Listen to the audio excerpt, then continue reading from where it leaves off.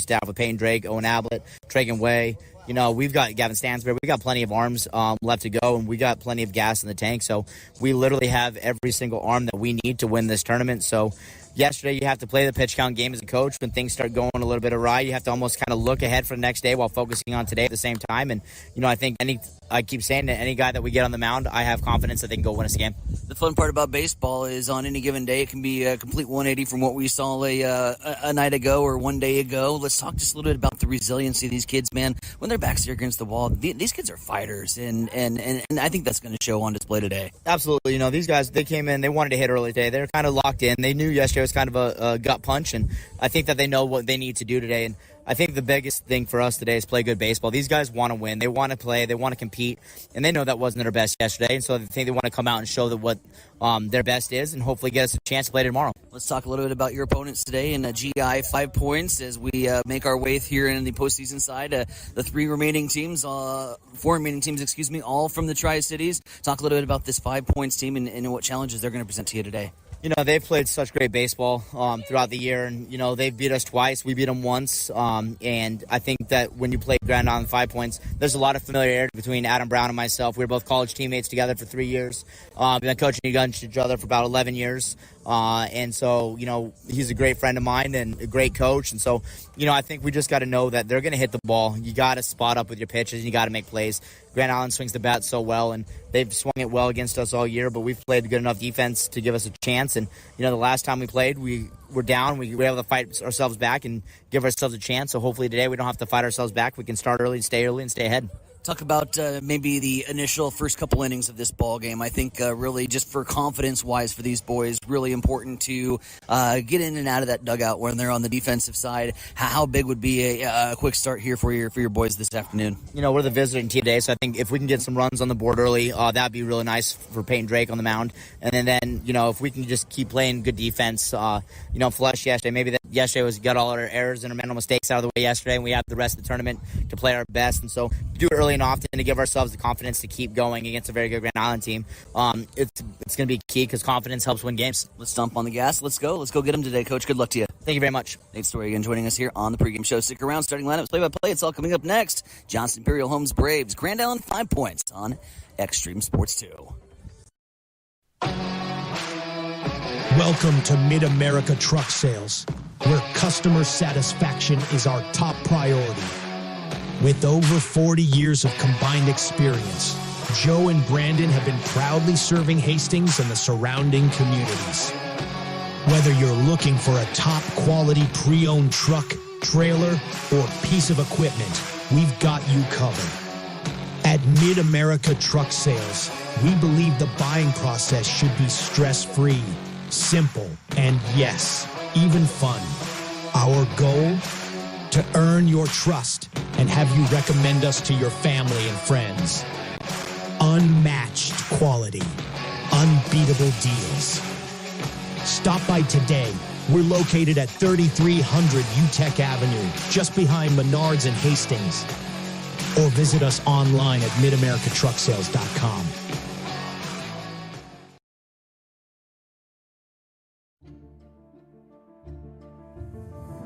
Beck's is the largest family-owned retail seed company in the United States and is dedicated to the needs and profitability of America's farmers.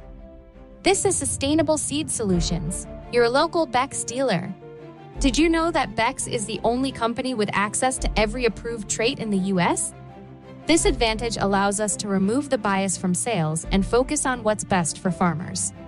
For more information, call 402-751-0089 or find us at sustainableseedsolutions.com. Beck's would like to wish all area teams the best of luck this season. If you're planning to build a new home or add an addition to your existing one, trust the experts at Gangwish Construction. From general contracting, basement pouring, to bathroom remodeling, concrete work, and deck building, they handle it all with precision and care. They take pride in doing the job right the first time, every time. Contact Jeff today at 402-460-0013 and experience quality craftsmanship with Gangwish Construction. TLC Vet Care is pleased to serve Hastings and the surrounding area. The goal at TLC Vet Care is to provide you and your pets with the best veterinary experience possible. Everything from dentistry to surgery. They can also do x-rays, microchipping, vaccinations, wellness checks, nutritional counseling, behavior management, parasite prevention, spay, and neuter. Let Dr. Tammy Craig and Dr. Catherine Caston take care of your pets. Give them a call at 402-463-2899 or stop in to see them at 512 Eastside Boulevard in Hastings. We are here for you and your pet. TLC Vet Care of Hastings.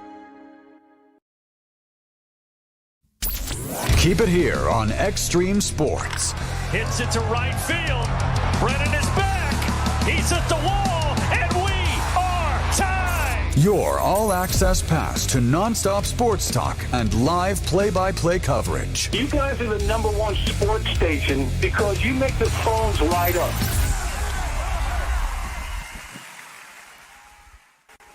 Back here on the Extreme Sports Network on Extreme Sports 2. Tyson Nevronik with you here from Kearney's Memorial Field as we continue to get set to go here with Elimination Day. It's Johnson Imperial Homes Braves going up against Grand Island 5 Points here this afternoon. The winner to play essentially in the Game 13, the Championship Tuesday, if you will. There is a potential scenario that we could have a three-for-all, if you will, to try to work their way into the title game. Kearney has basically played their way with the win last night automatically into the championship game. However, if they lose to Grand Island Dinsdale, then it would be Hastings and Grand Island Dinsdale at 4 for the right to play Kearney in a winner-take-all. That would be the kind of asterisk scenario that we deal with when we deal with the area tournaments and the double elimination, cross-bracketing. Everybody wants to try to get an opportunity to play everybody, and so that is the scenario that is on tap here for this Monday. Meanwhile, Kearney can pretty much essentially put themselves really in the driver's seat. A win over GI Dinsdale tonight at 7 o'clock would force either Hastings or Grand Island, the winner of this ball game, would have to beat Kearney twice in that Championship Tuesday matchup. Meanwhile, on the senior side of things, Kearney Misco's Grand Island Home Federal, they are underway. We will try to keep tabs on the A7 seniors action that is going on over at Billwood Field in North Platte here this afternoon. They got underway at 3 o'clock. Kearney eliminating North Platte last night by the score of 10-4. Again, Grand Island and Kearney playing this afternoon at 3. Hastings 5 Points playing their way into the championship game after knocking off Grand Island U-Save 5-2 in the losers bracket matchup yesterday. That qualifies Hastings for one of the 2 state tournaments as well that will be held in either Grand Island or Omaha. Jackson Segru, Jaron Johnson, big day offensively for the 5 Points Chiefs. Carlos Jimenez was the winning pitcher, throwing 6 innings of really strong ball, giving up just 1 run and 2 hits. Jimenez striking out 4, walking 4. Hastings again will play in the finals on Tuesday at 4 o'clock. Tomorrow at 4 o'clock against either Home Federal or Kearney Misco. So you look up and down the A7, whether it's the seniors tournament, whether it's the juniors tournament, this area tournament has been dominated by the Tri-Cities. So we've got 4 teams left here in the A7 juniors. Again, that GI Dinsdale taking on Kearney Post 52 tonight at 7 o'clock, the game that we're getting set for. The JIH Braves going up against GI 5 Points, a team with a lot of familiarities. These 2 teams together, and we should be in for, again, another great atmosphere and a great afternoon of ball here at Kearney's Memorial Field. Take a quick break. When we come back, it'll be just about time for first pitch. Hastings, Grand Island, say no more. We've got it for you next here on Extreme Sports 2. Have you checked the time lately? Good chance a Miletta Vista Winery is open. Hey, this is Mick with an update on our new hours. Tuesday through Sunday, we're open 11:30 to 3, and Fridays and Saturdays 11:30 till 9. Not sure what you want to enjoy when you get here? Well, Miletta Vista features award-winning wine, select beers, spirits, world-class foods, breathtaking views, and live entertainment. Visit MilettaVistaWinery.com. Check out our events page for music schedules and more.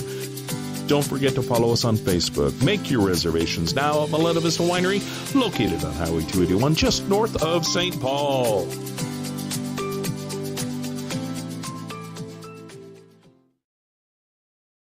If you are looking for screen printing or embroidery work, Turn to the experts at Protein Design of Grand Island. They have over 19 years of experience and are locally owned. The staff at Protein Design can create that shirt for your special event with custom screen printing services.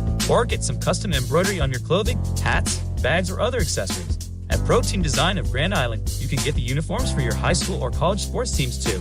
Get a quote by simply going to the website at proteindesign.com or by calling 308-203-4044. There's in-store pickup and delivery available. Protein Design, 2716 Old Fair Road in Grand Island.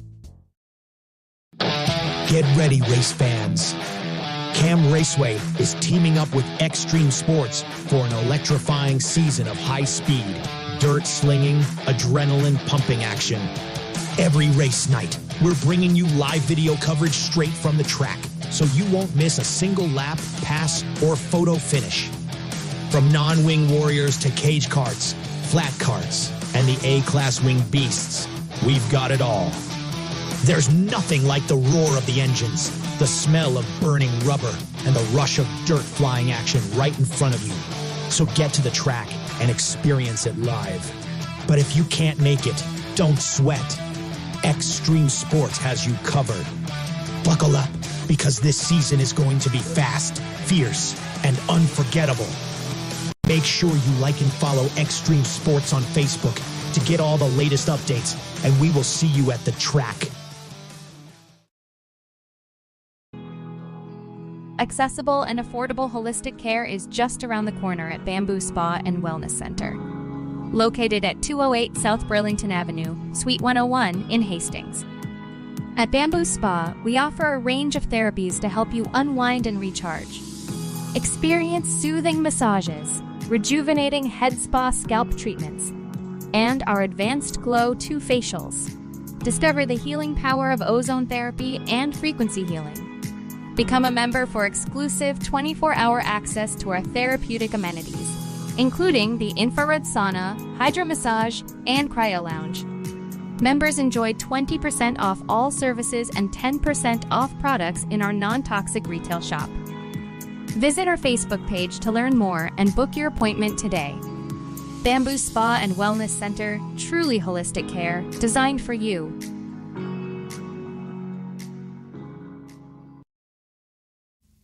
All the action from the diamond. Swinging a high fly ball. This is Extreme Sports.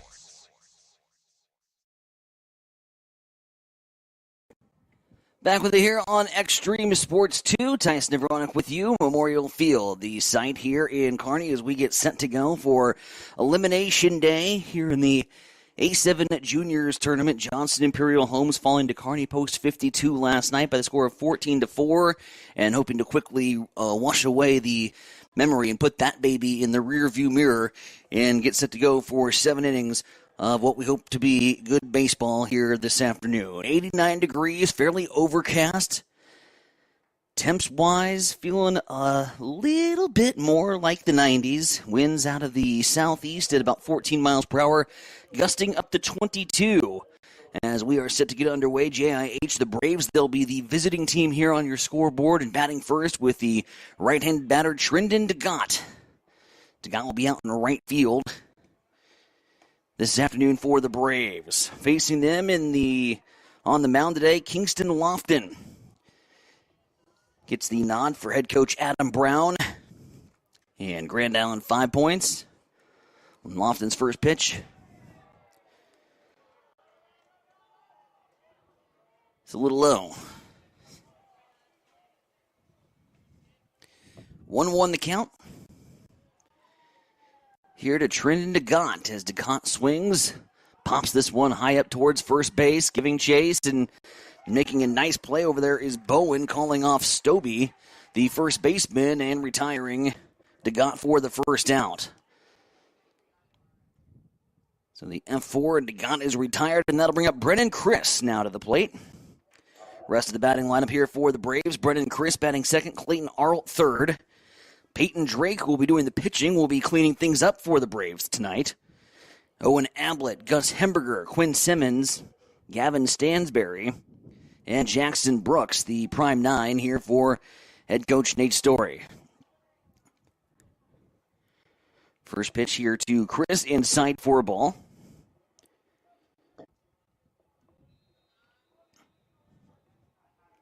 And the delivery from Lofton. That's inside. No take here from the team's leader in batting average on the season, a .429 hitter for Brennan Chris. Leads all hitters here on this Braves lineup. Top of the order has certainly produced, with the top two hitters both hitting over 400 on the season. Brennan Chris, slow roller, ouch. That one is off the top of his foot. And he's going to need a moment to walk that baby off. 2-1 count here. As Chris will trot down the third baseline. Let's take some time, go around the diamond, meet the GI 5 points defensive alignment. Jackson Gangwish at the hot corner over at third base. We mentioned Bo Stobie, he's the first baseman. Those are your corner infielders. It's Inks and Bowen up the middle, Lofton doing the pitching. Millen, his battery mate behind the backstop. Walker, Jalowski, and Cook from left to right out in the outfield. As that pitch is inside, and it'll be a hitter's count here for Brennan, 3-1.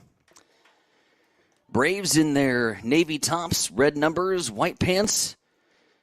And it is the white jerseys, white pants, blue along the arms for GI 5 points. As Brennan Chris is going to draw a walk. And the Braves got a base runner. Talked to Nate Story in the pregame show that you heard here on Extreme Sports 2 as we were getting set to get ready for this one. And put some traffic on the base paths, put some runs across, and build a little confidence for a team that was humbled yesterday by Kearney Post 52, and really all of the damage in one inning.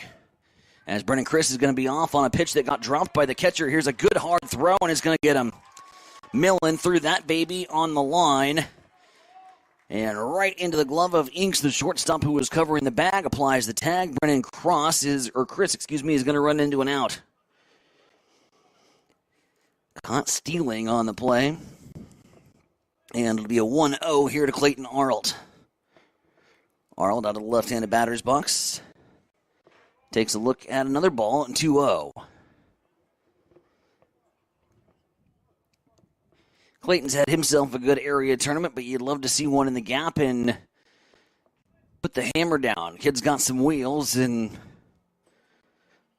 we'd like for him to get that opportunity to show him off here in the first inning. That one gets away, as Lofton's having a little problem finding the zone here early on. 5-pitch walk to Brennan Chris, and is now behind in the count 3-0. Here on overcast, humid summer afternoon. Again, we will do our best to keep tabs on the action that is happening over in North Platte with Kearney and Grand Island, winner to play Hastings in the championship tomorrow from Billwood Field. Arlt's going to draw the walk. Back-to-back base on balls given up here by Kingston Lofton. And that'll bring up Peyton Drake, and Drake's got an opportunity to give himself a little cushion here to start off this ball game. He'll be doing the pitching for the Braves. Drake takes a look at that one. That goes high.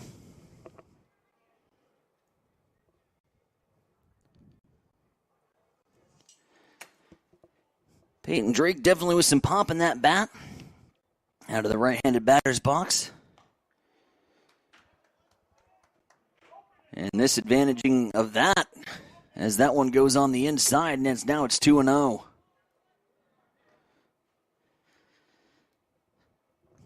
Some words from Adam Brown over there in that third base dugout, and home plate umpire has acknowledged, and that one is on the inside corner for a strike. 2-1. Basically saying, I hear you, coach. 2-1, 2 down. Runner aboard at first is Arlt. Big secondary lead, but no go. Ball hopped in front of the catcher there. Nice job by Millen to quickly corral it and keep Arlt over there at the first base bag and not in scoring position.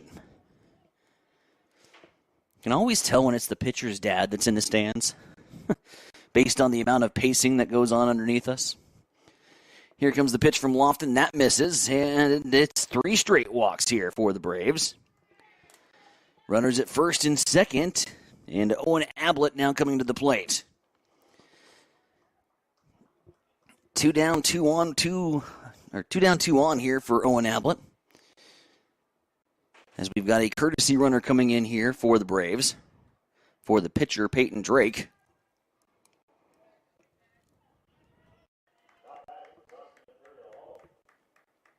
And Ablett again stepping up to the plate.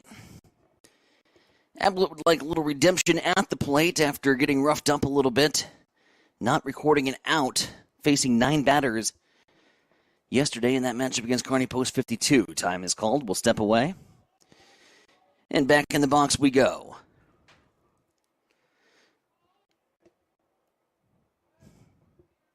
Got to think a base hit out into the outfield would score Arlt with his speed. There's a breaking ball that breaks right into the hip of Owen Ablett. And after 3 straight walks, it's now a hit by pitch. And there is control issues here for Kingston Lofton on elimination day, and that is going to get the attention here of Adam Brown as he'll head out to the mound. It'll be a full mound visit. Here for Grand Island, 5 points. Up next will be Gus Hamburger. After the mound visit concludes, Hamburger batting with the bases loaded. Big Gus. He can swing it, 291 batting average. He has been a big hitter, and when he connects, he can go a long, long way. Umpires coming out here to break up dinner plans here for GI 5 points. Again, shaky start on the bump for Kingston Lofton. 3 straight walks and a hit by pitch. No runs to show for it, though, for Hastings after Brennan Kress was nabbed trying to grab an extra bag.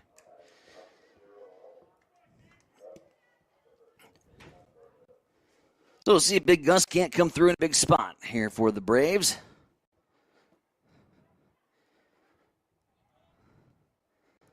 Little fist bump here for the home plate umpire, and we're ready to go. Lofton is going to try to do a Houdini act and dance out of danger. This would be a big, big spot when we talk about confidence here for the Braves. You don't want to leave them loaded.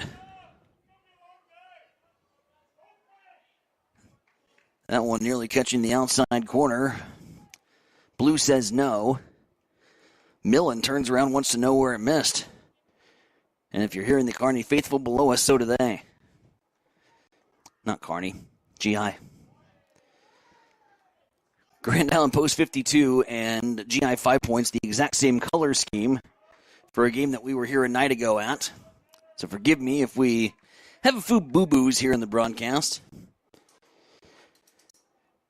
The 2-0 here to Gus Hamburger. And that one's in there for a strike. Gus had the take sign on all the way, with Lofton being a little bit erratic with control here early on. Big opportunity, bases loaded, hitters count, 2-1. Gus has done a good job getting ahead in the count. Hastings has done a really good job staying patient. There's been a lot of close calls as this one has popped straight up into foul territory. Catcher comes over to make the play, and 5 points escapes the jam. Pop up back to the backstop, and Hastings cannot make 5 points pay. Loading the bases, but they'll stay that way. No runs, no hits, no errors. It was all walks and hit by pitches in the top half of the first. Let's go to the bottom half of inning number 1. You're listening to American Legion Baseball here on Extreme Sports 2.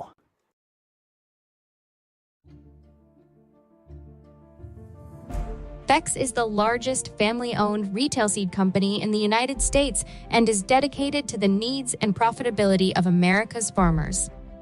This is Sustainable Seed Solutions, your local Beck's dealer. Did you know that Beck's is the only company with access to every approved trait in the U.S.? This advantage allows us to remove the bias from sales and focus on what's best for farmers.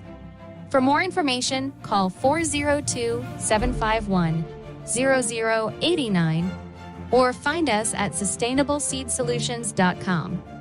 Beck's would like to wish all area teams the best of luck this season.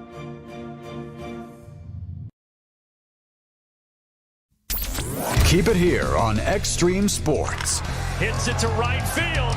Brennan is back. He's at the wall, and we are tied. Your all-access pass to nonstop sports talk and live play-by-play coverage. You guys are the #1 sports station because you make the phones light up. Back here at Kearney's Memorial Field, Tyson Ivronik with you as we continue to roll along here on this Monday afternoon.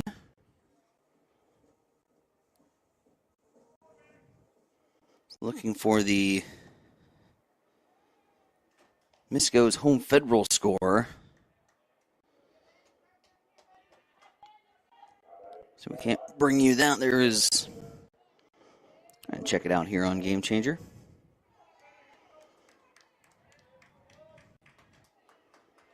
My, that can't be right. Oof. 13-0, top of 5, Home Federal. Looks like they will be playing their way into the championship tomorrow against Hastings. Home Federal having a day against Kearney over in North Platte. It's an 0-1 here as the leadoff hitter Ben Chalewski steps up to the plate. And Chalewski slaps that one foul. Peyton Drake, the starting pitcher, here for the JIH Braves. Get you the rest of the 5 points batting order after this AB. High fly ball out towards left field. Techmeyer, he runs a call up. Records the out. Jace Techmeyer out in left field, recording the out for JIH. 5 points lineup. Ben Chalewski, the leadoff hitter. Bodie Millen batting second, doing catching. Bryson Walker is batting third. Jackson Gangwish cleaning things up today for GI. Bo Stobble batting fifth. Aiden Steffens batting sixth. Keegan Inks seventh, and Major Bowen batting eighth. Kingston Lofton, the pitcher, will be hitting ninth here for GI as Bodie Millen stepping up to the plate. And takes a look at the first pitch ball. Tight strike zone, but it's been consistent.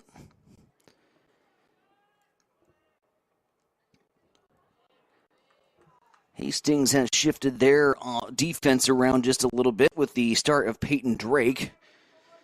We'll go around the diamond here after this AB from Bodie Millen. It's a 2-0 count. As Drake looks in, rocks and fires. High heater, and Millen can't catch up to it. Again, at last check, Grand Island, Home Federal, over in the A7 Seniors Tournament, rolling over Kearney Miscos by the score of 13-0 in the fifth. Drake's a few inches to the inside there. It'll be 3-1 here for the right-handed batting catcher for Grand Island, 5 points. Again, Grand Island, Dinsdale, and Kearney Post 52. They'll be the 7 o'clock game tonight. Should Dinsdale lose, they will be eliminated. Should Post 52 fall,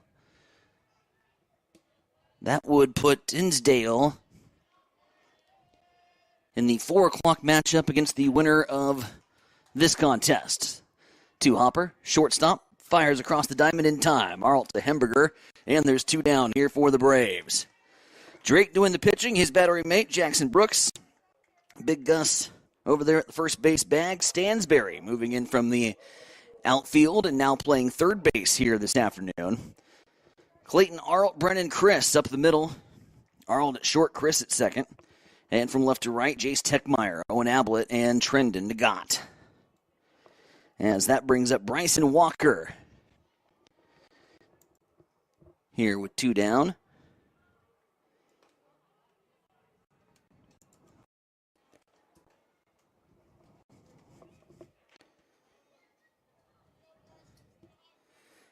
That game got over in 1 hour and 15 minutes. The Home Federal matchup. This ball is hit towards the gap.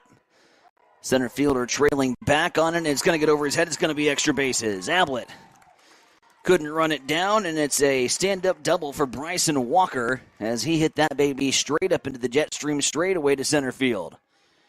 Wind is blowing out here this afternoon as the hitters are licking their chops. Cleanup hitter coming up to the plate, Jackson Gangwish.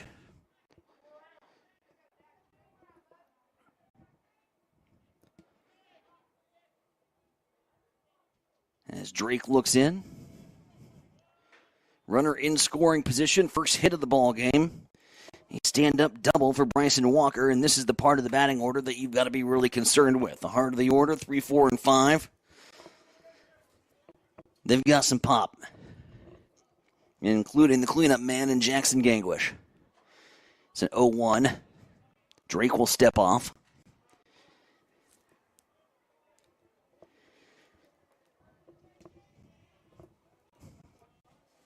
Two down with the runner at second here in the bottom of the first inning, just underway from the A7 Juniors elimination game here at Memorial Field in Kearney. Winner to play at 4 o'clock tomorrow. Question is, their opponent. Post 52 takes care of business. They put themselves in a you have to beat us twice scenario, and after what we saw last night, that won't be an easy task.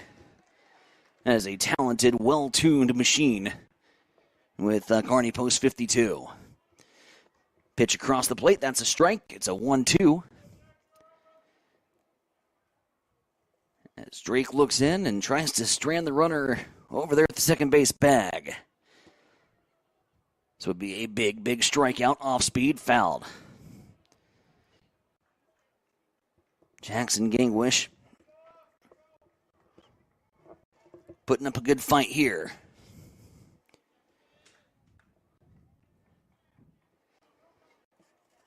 One hour and 15-minute baseball game. The mind boggles. Here comes the 1-2. Slow roller, shortstop side. This is going to be a tough play. Arnold on the charge. And decides to keep the ball in his pocket. Fight another day. Concerned about Bryson Walker wheeling around the third base bag. It was going to be a tough play based on just the speed that ball was rolling and how long Arnold had to travel in from shortstop to get to it. It would have taken a Herculean effort to try to get Jackson Gangwish. And so it's now runners at the corners with Bo Stobel coming up to the plate. Bo's got a big bat. You don't want to put one anywhere in the zone around Bo Stobel. Have rocket will travel, as they say. 1-0 count here with 2 down. Runners at the corners for Grand Island. Hastings trying to work themselves out of a early threat. Both teams doing a good job putting traffic on the base paths here in the early going. Neither so far able to cash in. This one's going to get away from Brooks, and that's going to score that's going to score Bryson Walker. Walker comes around to score the game's first run. And after the infield single, put Walker aboard at third. The passed ball puts Grand Island in front 1-0.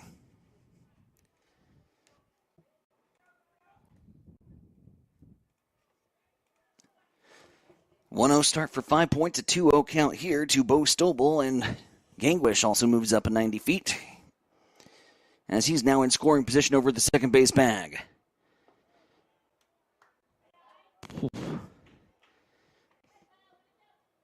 That inside corner is not going to be there with the right-handed batters. I'll just tell you that right now. GI was looking for it in the top half of the first. Hastings looking for it here in the bottom, and it has been consistently called a ball. The 3-0. 4-pitch walk. Stobel's aboard. 2-1, and now Aiden Steffens coming to the plate.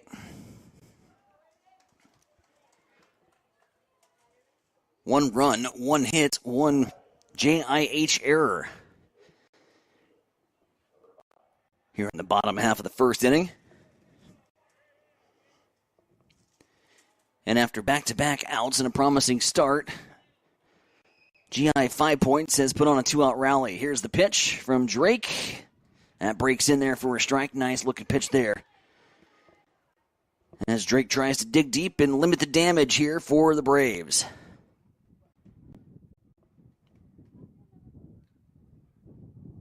Drake, a little bit more of a slow, methodical delivery, and then comes set, and rocks and fires, and hums that baby past Aiden. And it's now 0-2. Just like we said, 3-4-5, the dangerous part of the GI lineup, and they cash in and go on a little 2-out rally. That misses.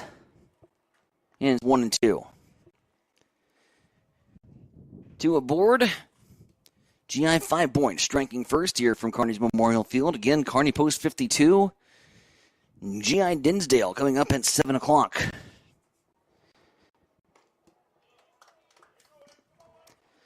And after getting ahead of 0-2, a couple waste pitches here, chase pitches if you will. Counts even at 2-2.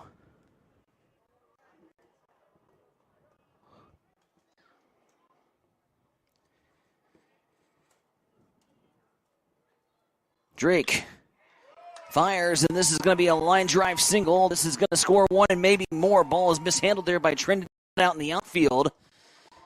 But diving back into the second base bag is going to be Bo Stobel. He didn't pick up his coach's sign. DeGant lost a handle on the baseball, trying to pick it up off the grass. Nevertheless, it'll be an RBI single for Aiden Steffens.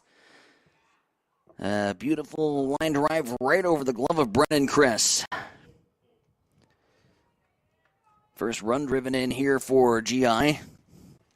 After the pass ball allowed the first, it's 2-0 here in the first inning. Oops, other way. There we go. 1-2, that'll bring up Keegan Inks now to the plate.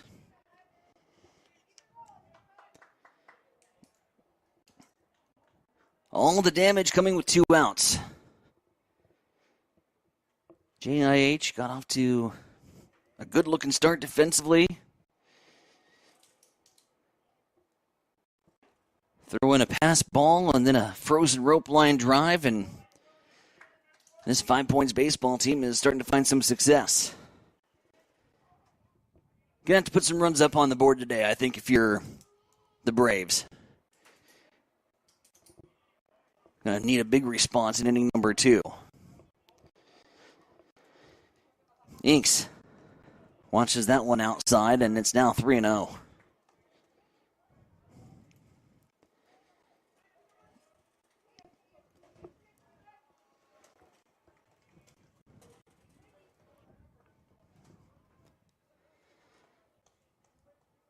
Two aboard.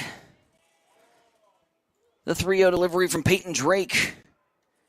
Catches the outside corner there for a strike. The location is there for the left-handed batters. It is not being called on the righties. Hitters count here for Keegan Inks as the 3-1 comes from Peyton Drake, and it goes low, ball 4. And after a fly out to right, a ground ball to shortstop, it's been double, single, walk, pass ball, single, and now another walk. And now the bases are loaded, and some anxious moments here if you're a Braves fan. And perhaps some flashbacks towards last night. The first inning has been the bugaboo. As Drake throws that one in, a BB at the knees on Major Bowen. Bowen, the second baseman. Part of the order I think you can kind of take advantage of if you're Drake. This one gets away from Brooks, but he quickly corrals it. And with Bo Stobel over there at the third base bag, no threat of the advance. 1-1 delivery. Coming up here for Peyton Drake, trying to get out of a bases-loaded jam, trying to limit the damage. Oh, beautifully framed on the outside corner. No call.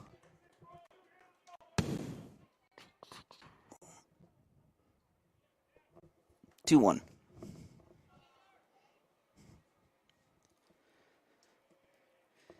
Drake delivers.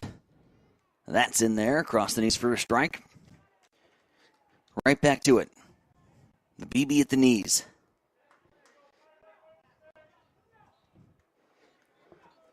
Freeze him up here, P-Dog.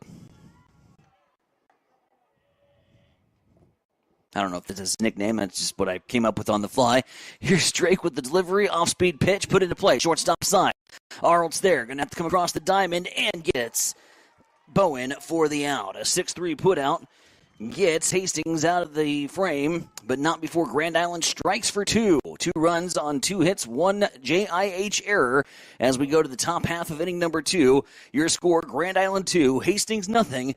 It's American Legion Baseball here exclusively on Extreme Sports.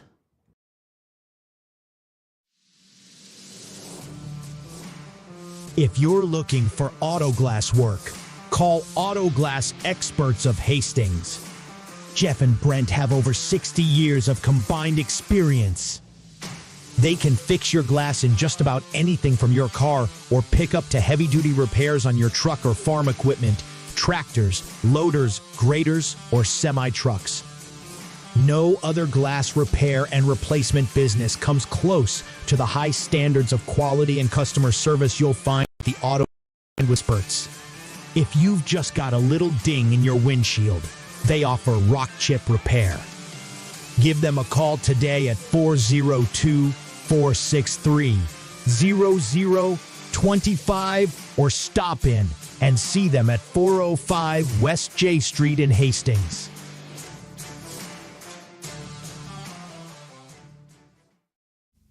All the action from the diamond. Swinging a high fly ball. This is Extreme Sports.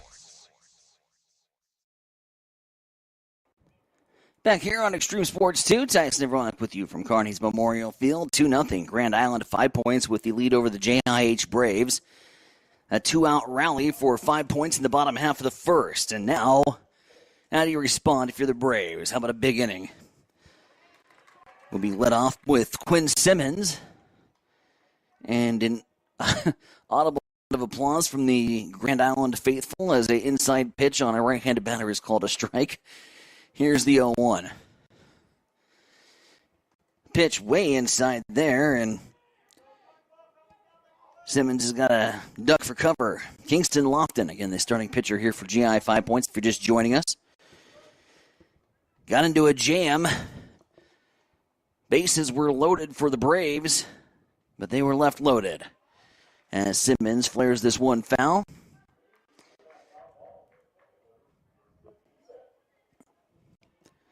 Still just 50 cents on the foul balls, huh? Would have thought they would have gone up over the years with inflation and everything.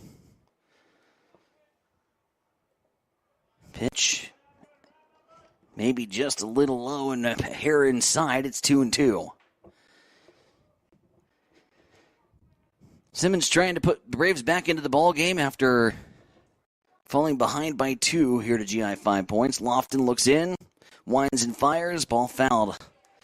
Back towards the backstop.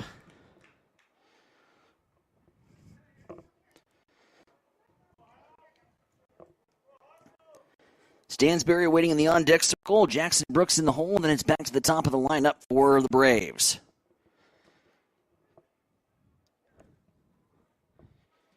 And after essentially starting off this tournament in cruise control against GI Dinsdale, it has been a hot minute since we've seen a lead here, gang. Breaking ball, called a ball. GI fans growing a little restless here below us. Simmons with the count full. Puts it in play. To Hopper, to shortstop, and it gets underneath the glove of Inks. Inks trying for the little flashy one-handed stab at it. Goes right underneath the glove, and that'll be an E6 on the play and put Quinn Simmons aboard. Take base runners any way we can get them at this point. Now both teams tied for 1 error apiece, and that will bring Gavin Stansberry to the plate. Stansberry playing the hot corner today for the Braves. He was out in the left yesterday. Designated hitter the game before. Beautiful punt. And Stansberry pays a bill. Sacrifice bunt is successful. Simmons over to second. And that'll bring up Jackson Brooks, the catcher. here for this Braves baseball team.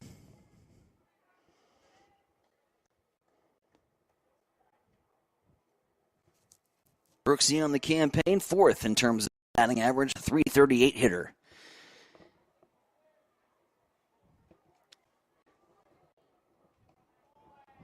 And Brooks looks in at a pitch in and at below the knees.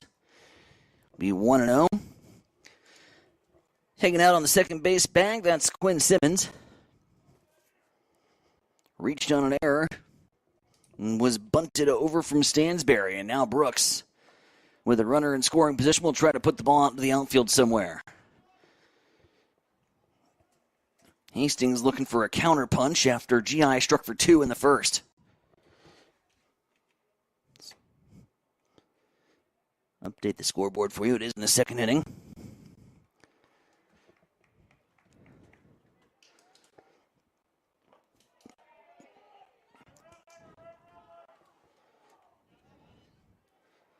That pitch misses, and now it's 2-1.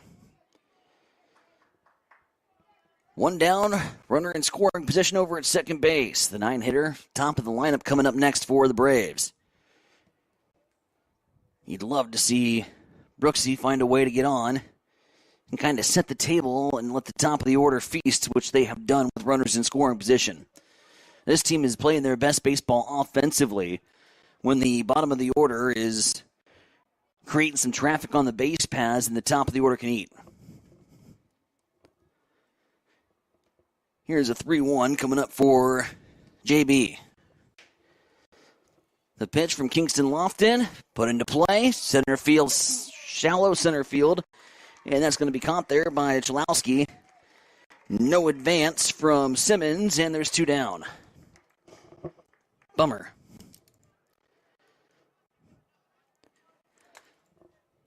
So that'll bring up Trinidad DeGott. DeGott flew out into foul territory. It's actually a nice defensive play from Bowen. As Stubble was trying to make an over-the-shoulder catch, Bowen had a better read at it and called him off at the last minute to make the out in foul territory. So DeGott now at the plate. He'll try for the clutch 2-out strike. It was the 2-out bugaboo in the first for Hastings that allowed Grand Island to score. Can Hastings return the favor here? It's a 1-0. That one short hops in front of the plate, and it's going to get behind the backstop Millen in an easy third bag. Picked up there from Quinn Simmons. So now 2-0. And your runner 90 feet closer.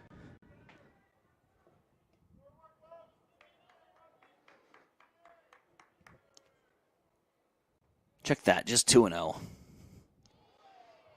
Now 2-1 as that one catches the inside corner for a strike. Brennan Chris, the team's leading hitter, waiting in the on-deck circle. DeGott trying to extend the inning here with 2 outs. Watches one miss inside and low.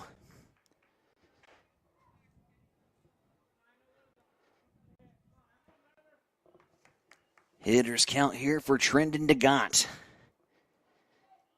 As Lofton gets the sign from Millen, winds and delivers. Ball 4. So DeGott works the walk. Nice patient AB here from the Braves. And Brendan Kress up to the plate with runners at the corners. And in all likelihood, runners in scoring position. You got to imagine DeGott will be off on the play. Be curious to see how Grand Island plays. And Millen has got a cannon. But those first and third situations can often unravel into scoring opportunities. And indeed, we'll see what's on defensively as Millen signals to the defense the first and third play. DeGott looking over down the third base coaching line, getting the sign from Nate Story. He stays put. Ball is put into foul territory, leaving chase out towards the bullpen there was Cook. Oh, he's got some wheels. Nearly made a... Well, I should say closer thing than originally looked off the bat. That was a well foul. And with the speed of Cook out there in right field, made me hesitate for just a second. But let's go back to work, shall we? Brennan Chris, runners at the corners. Here's the 0-1, 2 down. Lofton fires towards the plate. This one short hop catcher again, and this is going to score a run as sliding in safely is going to be Simmons, and the Braves have their first run of the ball game. So the Braves score on a pass ball. 5 points scored also on a pass ball.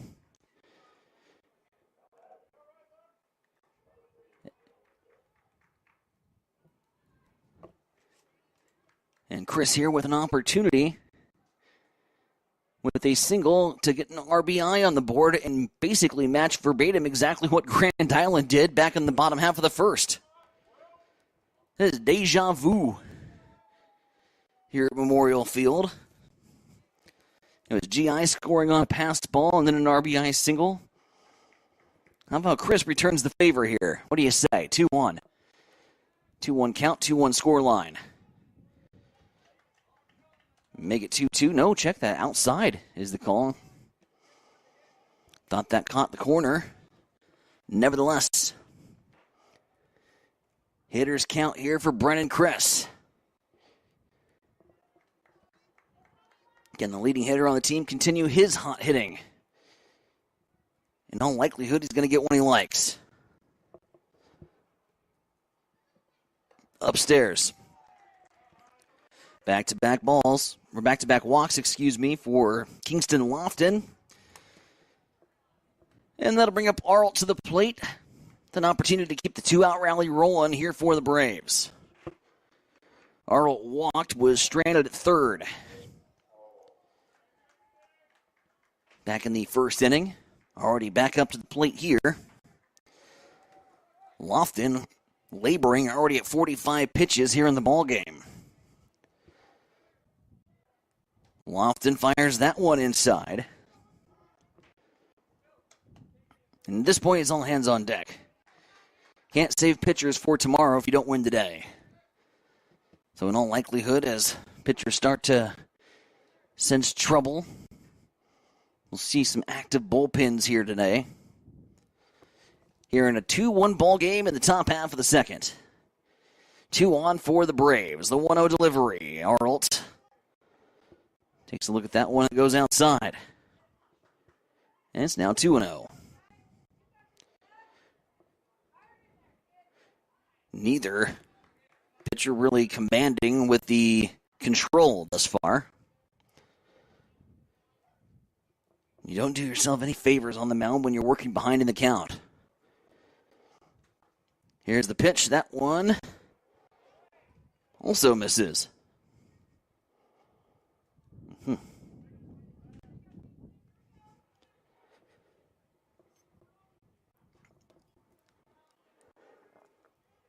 3 balls, no strikes to Clayton Arlt. Got to imagine take signs on all the way here. Make him throw you one. And he does. Clips the outside corner for a strike. It's 3-1 to Clayton.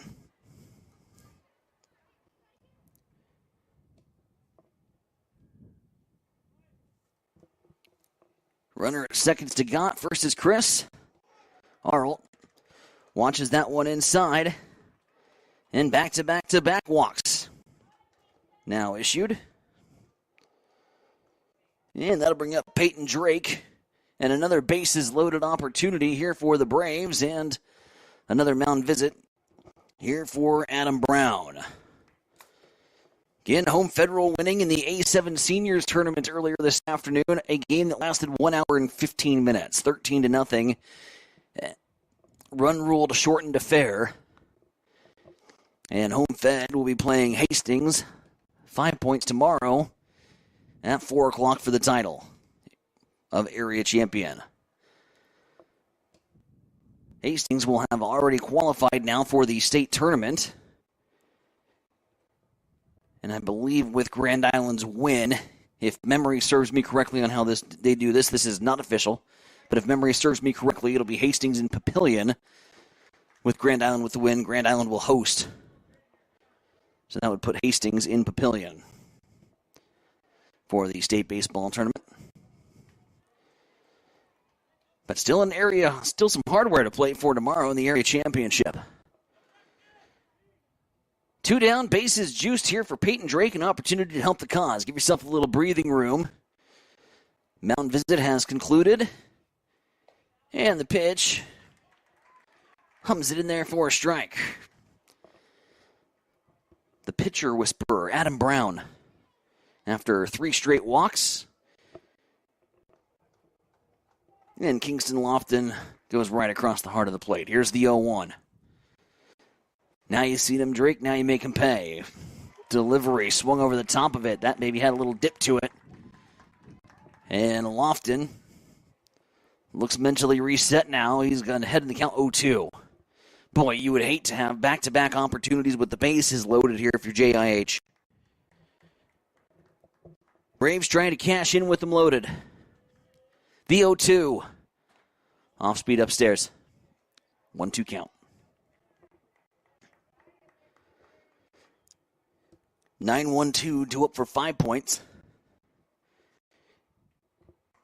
In the bottom of the second, but Hastings wants to keep this little 2-out rally going.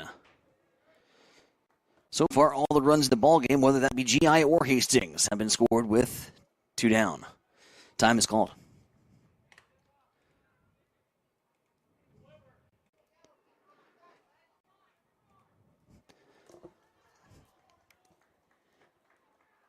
Lofton fires the 1-2.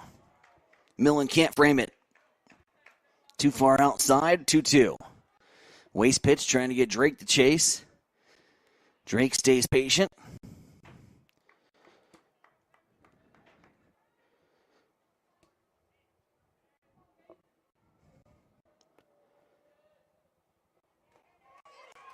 That one will miss. And the count is now full. Everybody's going to be off on the pitch here. 3-2 and a payoff pitch upcoming.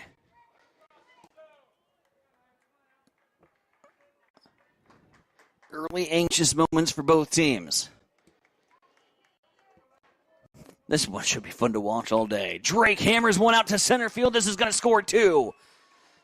DeGott coming around to score. Chris coming around to score. It's a 2 RBI single for Peyton Drake as he cashes in on the payoff pitch, and the Braves now have the lead.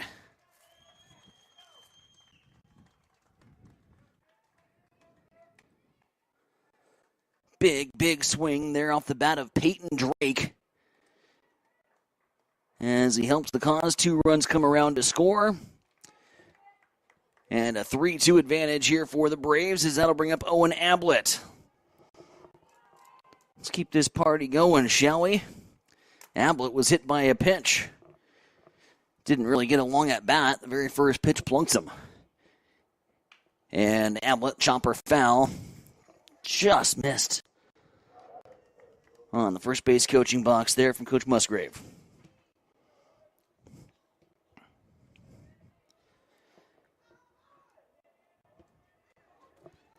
Two aboard here at first and second after the 2 RBI single off the bat of Peyton Drake.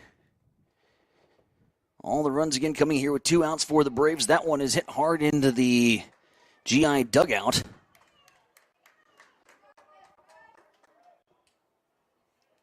And we hope everybody was able to duck for cover in time.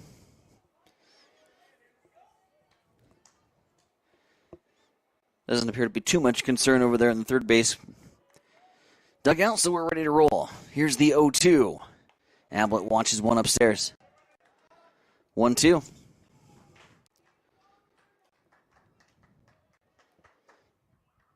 GI 5 points.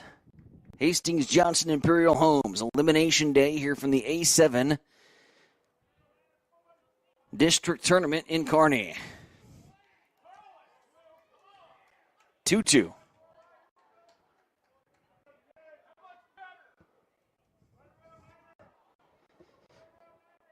GI continues to try to pull Blue along to get that outside corner. It's not happening today, gang. Here for the pitchers, here's the 2-2. Chopped on. And called foul.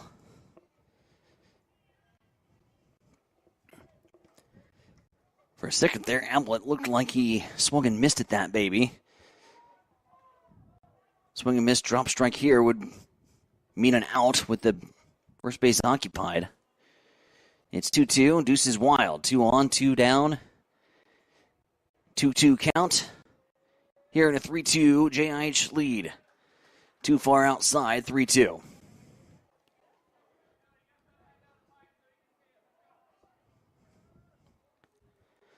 Full count. Here for Ablett.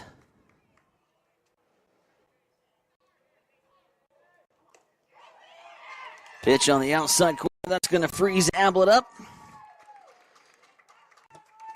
And Hastings will strand 2. But they strike for 3. All with 2 outs. A little 2-out rally for the Braves. That's more like it. We've got a lead again. And now Drake will hope to keep that and hold that lead as he comes out here in the bottom half of inning number 2. Hastings 3, Grand Island 2, bottom of the second coming up. You are listening to Braves Baseball here on the Extreme Sports Network. Ridgeline, a local accounting and financial services firm, proudly supports all area high school athletes. There is more than one path toward financial security. We take the time to know you well, to understand your financial situation, your business, your farm, and your personal goals. That's why our work with you is more about personal connections than it is about the numbers. Choosing the right path takes experience, creativity, and guidance you can trust. Come join us and enjoy the view at Ridgeline. There is still plenty of time to enjoy the Southern Hills Golf Course of Hastings. Call or go online to book your tee times and enjoy this 18-hole, par 72 course that offers fun and challenges for all skill levels. The greens at the Southern Hills Golf Course are large and a delight to putt on.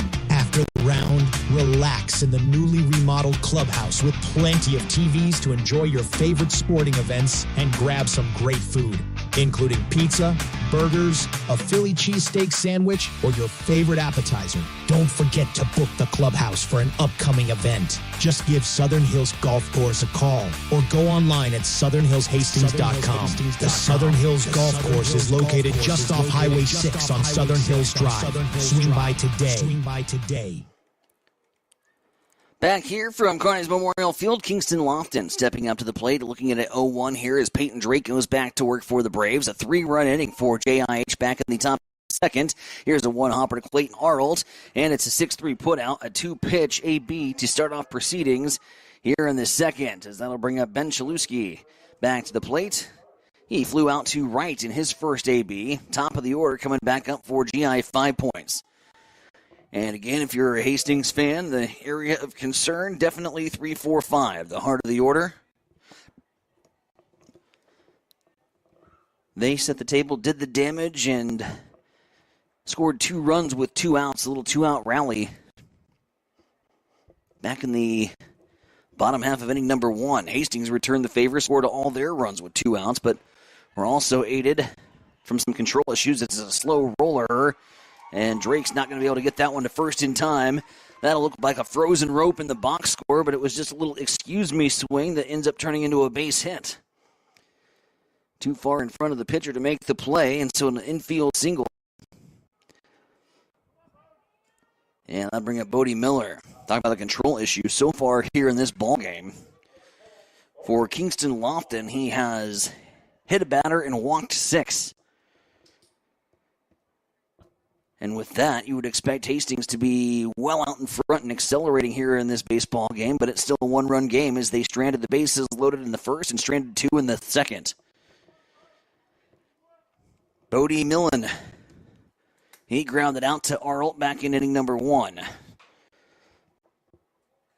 Same thing might result in a fortuitous double play here for the Braves.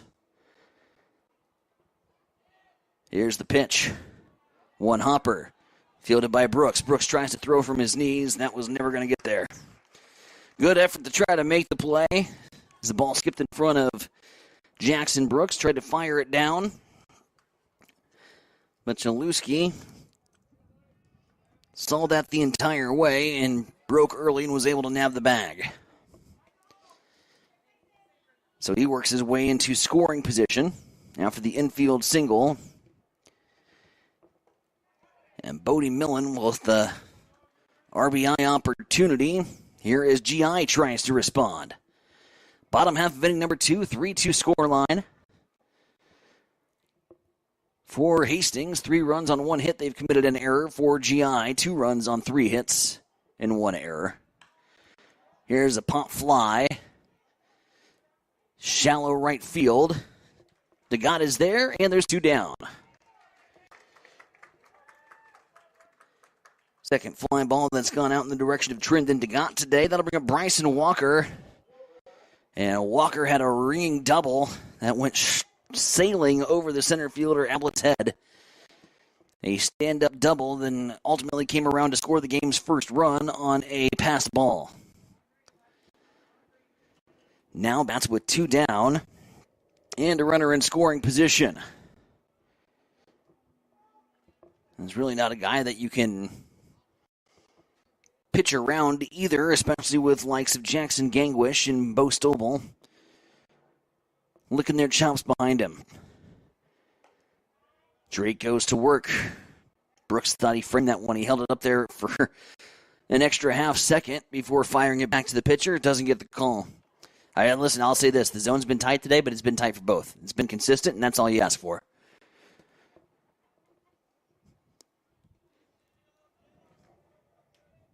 Hastings issuing 2 walks back in the first inning. Grand Island with 3 walks in the first, 3 walks in the second for the total of 6. As Lofton has labored today. Here for Drake, I think he just threw his 40th pitch. And now at 41. Darting in and out. Brendan Chris over there at the second base bag, trying to keep Chalewski put in scoring position. Drake fires towards the plate. And if not for a good block by Jackson Brooks, Chalewski might be over at third. Here's Drake taking a big, big circle around the mound, collecting his thoughts and trying to go back to work.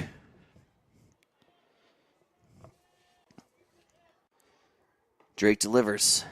Outside corner, called strike. Now 3-1.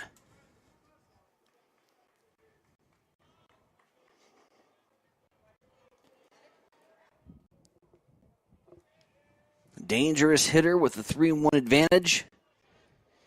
You're holding your breath here if you're a Hastings fan. This one's going to get away.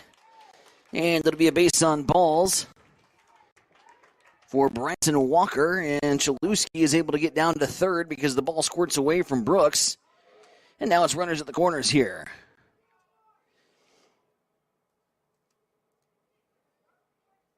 Now 9 walks between both teams here in this one. Need strike throwers here on elimination day. Jackson Gangwish coming up to the plate. Oh. Where did that miss? 1-0.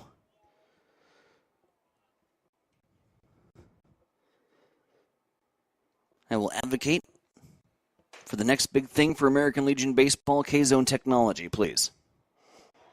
Spin around, throw back to first, diving back in safely, Bryson Walker.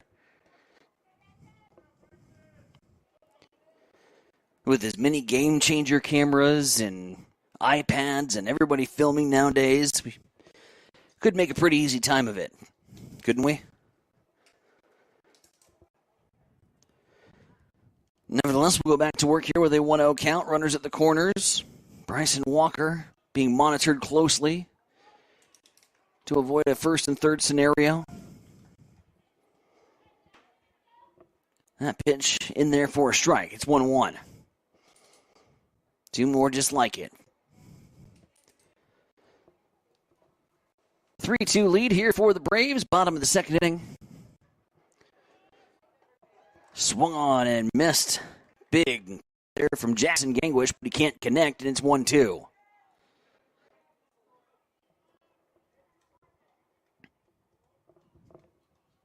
Drake trying to strand two. Stranded two GI base runners back in the first. Looking to equal that here in the second. Just a tad bit upstairs.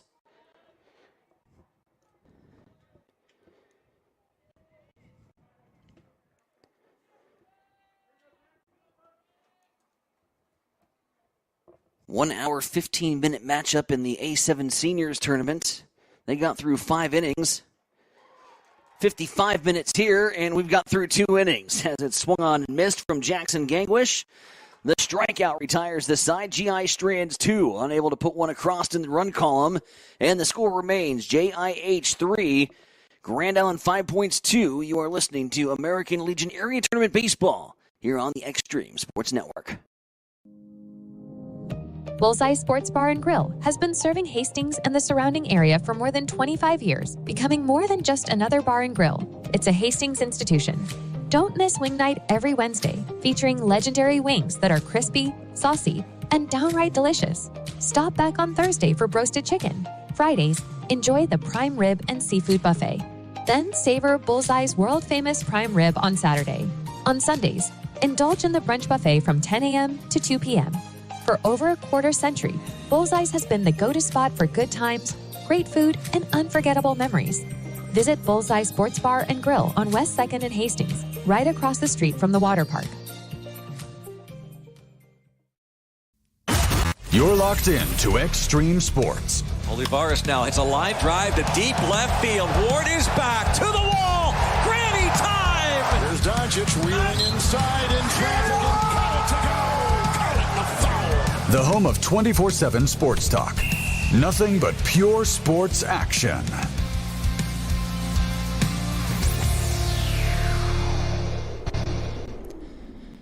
Back here at Memorial Field in Kearney as American Legion Baseball continues here on Extreme Sports 2. 3-2 your score.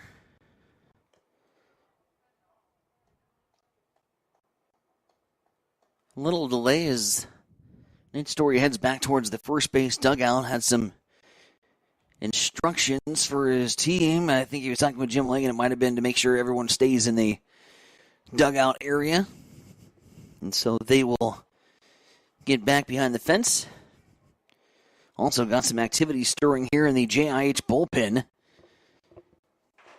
after Peyton Drake threw over pitches here in the first 2 innings of this one. Top half of the third we go. And back in action with Gus Hemberger at the plate and staring at a 1-0 count.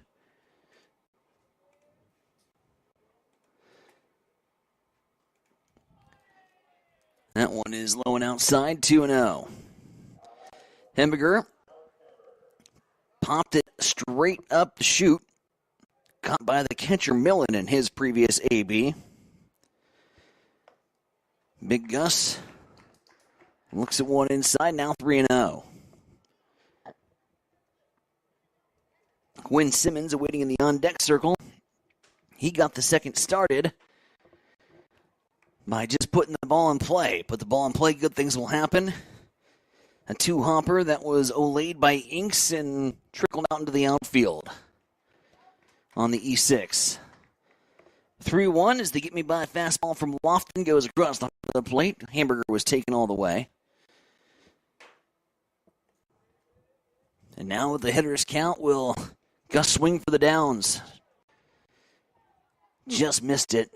Pokes it foul. He wanted all of it and was just a hair early on the delivery. The 3-2. Here to start off the third inning. And that one is outside.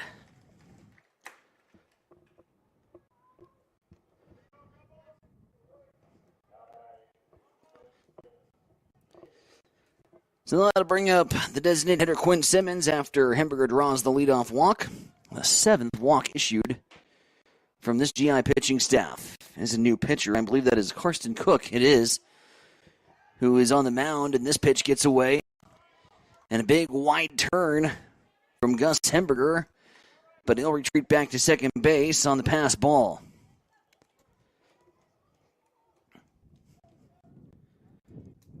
It has not been a strike thrower's paradise today. 7 walks issued from Grand Island. 3 from Hastings. 10 walks total, and we're here in the top half of the third inning. This baby's scheduled for 7. 8-run rule in effect after 5. Speaking of 5 straight up, 5 o'clock, you're listening to Extreme Sports Network. We've got American Legion Baseball for you here on Extreme Sports 2 this evening. Elimination Day. Winner to play in Championship Tuesday. And yes, Championship Tuesday could have 3 teams. We'll talk more about that as we continue to roll along here on this evening's broadcast. A 2-0 count. Simmons squaring around a bunt, pulls it back in time, and it's 3-0. You're going up and down your dugout right now, and you're saying, who can throw me a strike? You. In. Go. Here's the 3-0.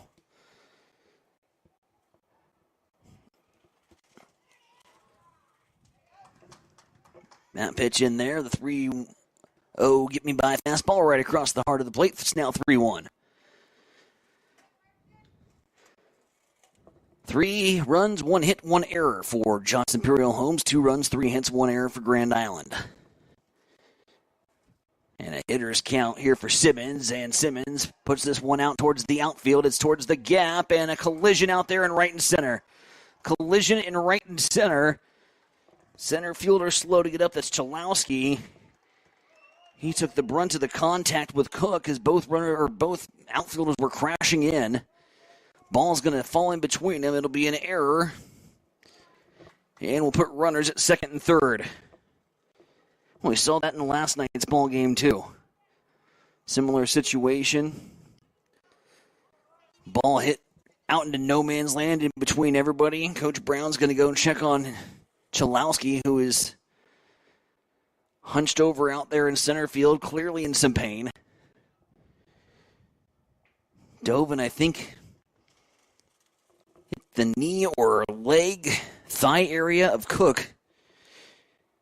And both players went crashing down, and the ball falls in between them.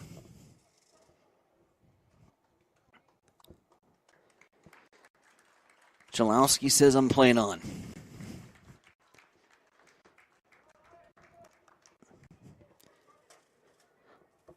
So after the error, the second in the ball game, here for Grand Island, that'll put Gavin Stansberry to the plate. Stansberry, a beautiful sacrifice bunt. Back in his previous plate attempt. Laid down a beauty. Simmons has reached base twice on an error. The E6, now the E8. And now 2 runners in scoring position for Stansberry. And a big break over there from Gus Hemberger, the third base bag. A little hesitation from Karsten Cook, but he winds and fires. Cook started off this game as the flex player, if you will, the defensive specialist. Out in right field, was not in the batting lineup. But now will come in for Kingston Lofton, who started this game as the pitcher and was in the batting lineup. And so likely see Karsten Cook take over that 9 spot for Kingston Lofton. 12 pitches here already. So far in the frame, no outs recorded, and runners at second and third here for H-Town. Braves looking for the big hit to get the momentum train rolling here. Both teams scoring all their runs so far here in the game with 2 outs. Hastings looking to reverse that trend here in the top half of the third. Big lead for Hemberger again. Comebacker towards the mound. Karsten Cook does a great job. An absolutely outstanding job on the play for Karsten Cook there So many times it's just instinctive, and you flip around and you whip around to first to get the out.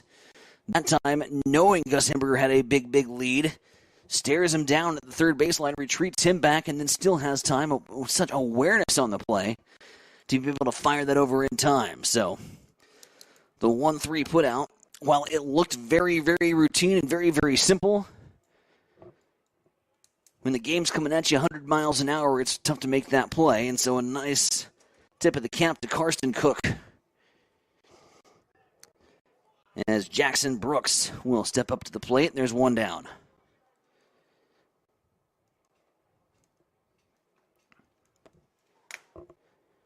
Brooks flew out to center in his first plate appearance of the ballgame, 2 in scoring position. Cook fires inside, and that's going to catch Brooks. And the bases are going to be loaded here for the JIH Braves.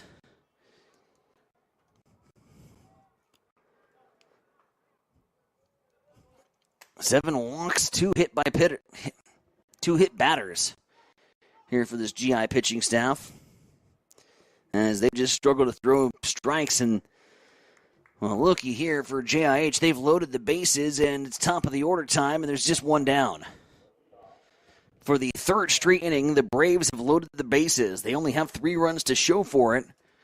We'd like a little more, get a little breathing room here against this GI squad. We know how dangerous the bats are for GI 5 points.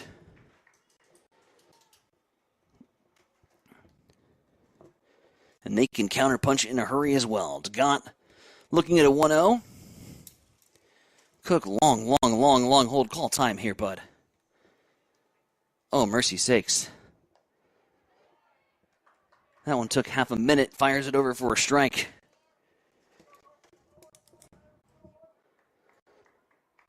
One with one down and the bases loaded here for the Braves. Another long hold.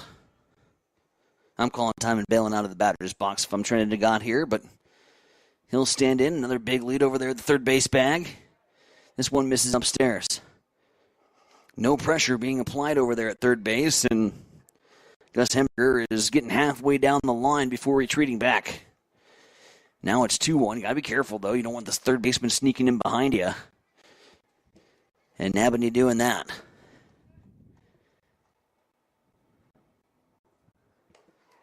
Inside, strike 2. Starting to open up that inside corner a little bit on the right-handed batters here.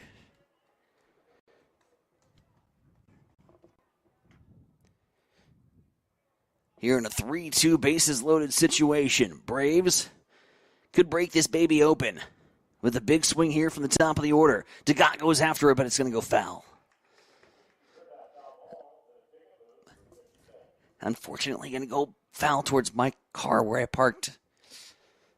Oh, well, we'll find out. Mike had a little hail damage in North Platte. I'm hoping to not have as aerodynamics from baseballs going down I-80, coming home tonight.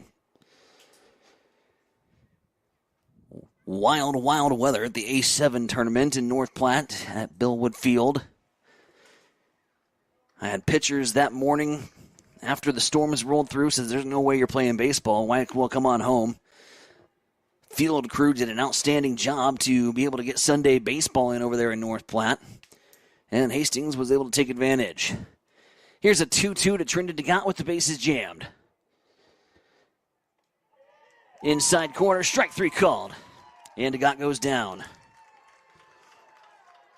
That drawing a big roar here from the home faithful. Now we got time.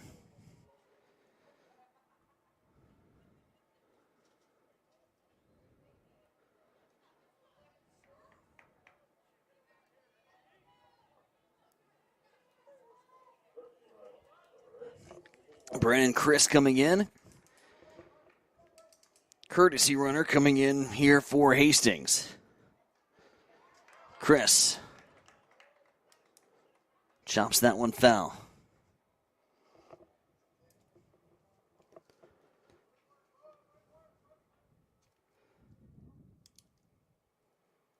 Courtesy runner coming in for Jackson Brooks so that he can get the gear on here with 2 down. Boy, if you're Hastings, you would hate to leave another opportunity like this. Stranded, the bases loaded in the first.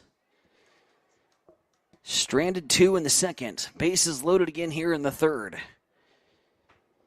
Third straight inning with the bases loaded. And again, 3 runs to show for it. We should be talking in a much more comfortable tone right now. Hastings has not been able to get the clutch hit. And you'd hate to let a team like Grand Island hang around a little bit. 1-1. Chris, leading hitter on the team, needs a big clutch 2-out hit. Cook misses there, and now it's 2-1. Count advantage here for Chris. I was just about to say, Cook's done a nice job coming in and throwing strikes here for the Grand Island bullpen. After he settled down a little shaky start. But then throws one outside, and now it's back to count advantage here for Brendan Chris. Big AB here in this ball game. Chris watches that one go. Had to be just low, and it's 3-1.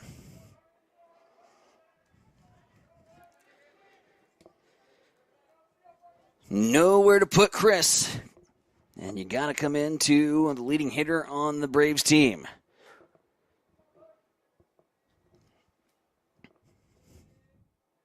Chris hacks, swings and misses. He was looking to put that in the gap somewhere. Couldn't connect on it, and now payoff pitch upcoming. Runners will be off on the pitch here for Hastings. A big moment here in this ball game once again. Hastings trying not to strand the bases loaded for a second time here in this game. Can Brennan deliver? No, it's missed for ball 4. Just below the knees. It's another walk for Chris. He has walked 3 straight times in this ball game, and this one's going to be an RBI. Another base on balls issued here to this GI squad. That's now 8 walks in the first 2 2/3. Clayton Arlt now up to the plate. Let's keep this 2-out party rolling, boys, shall we? 4-2 advantage for the Braves. Cook, his 27th pitch of the inning, and therefore a strike on the outside corner.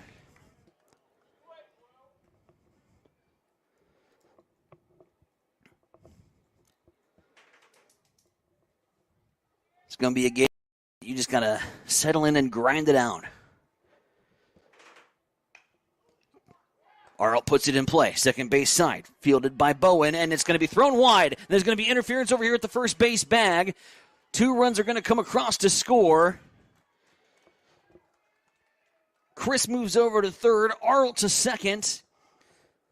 The play from second was thrown wide of the first baseman, Stobble, and the E4 is going to allow 2 more runs to score. And now Hastings has a 6-2 advantage.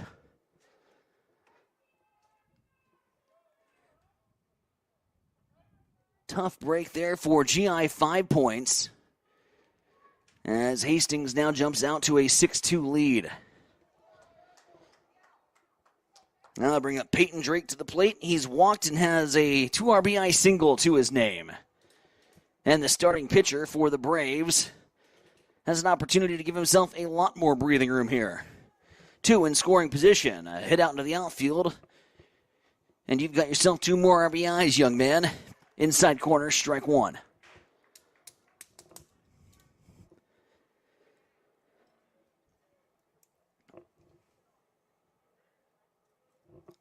In the last 4 batters, it's been a hit by a pitch, a walk, and an error. Sprinkling a strikeout in between all that. But Hastings taking advantage of the GI miscues. When GI gives you a present, you got to be able to open that package underneath the tree. And they've given him some gifts here. 8 walks in the game, 2 hit batters. And now 3 errors for GI, 5 points.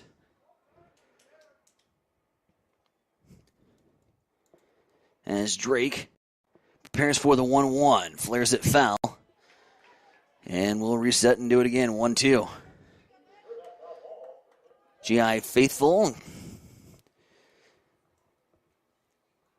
Getting behind their pitcher.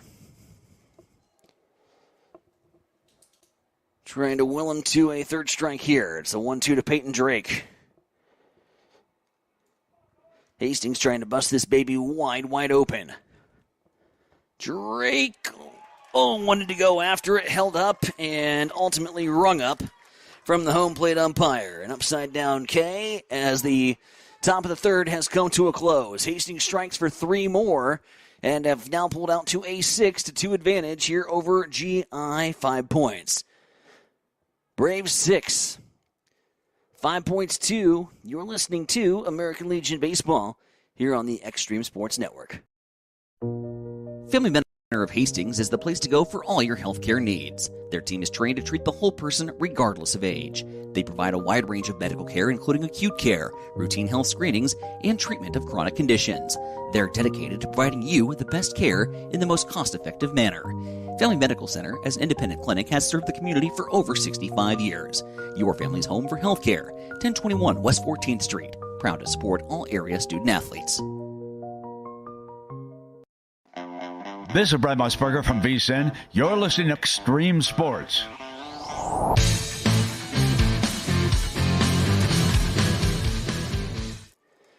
Tyson Nevronic back with you here on Extreme Sports 2 in the friendly confines, comfy confines here at Memorial Field. Nice big press box here at the corner end.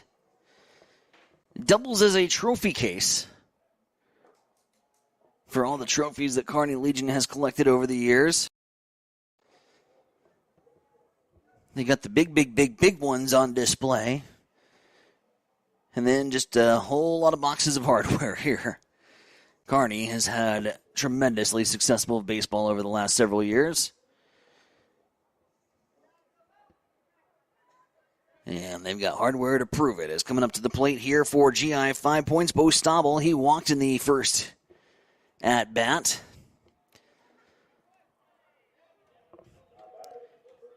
And Drake throws a get-me-by fastball over there for a strike. 54 pitches so far for Peyton Drake in the ballgame. Through 2 innings, I should say.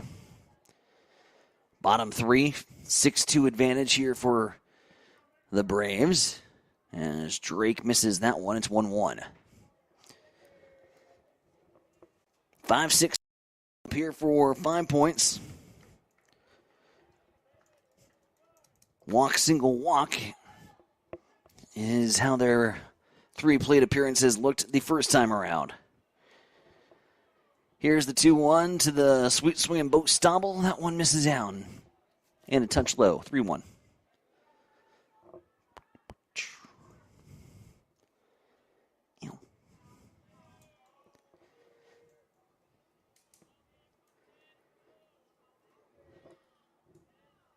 Drake, high leg kick and delivers. In there for a strike. You bet. Put that bat back, young man. The Oscar goes to Bo Stabel as he tried to influence the umpire's decision. And they'll bring him back here in a 3-2 count. Peyton Drake gets the side. Brooksy winds and delivers.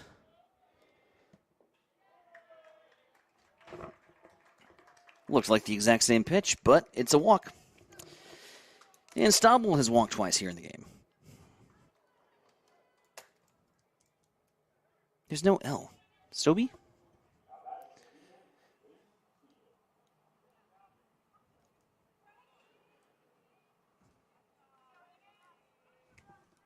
Stobie. I don't know why I've been saying Stabel. I can't read my own writing.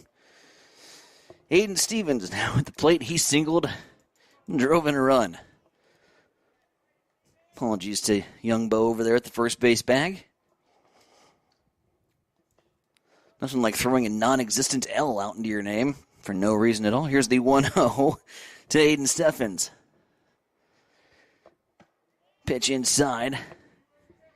2-0 count.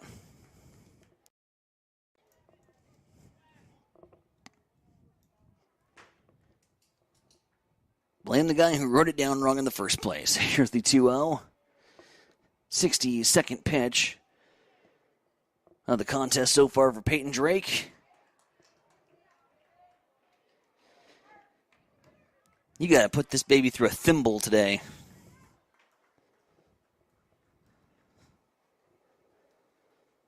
(3-0).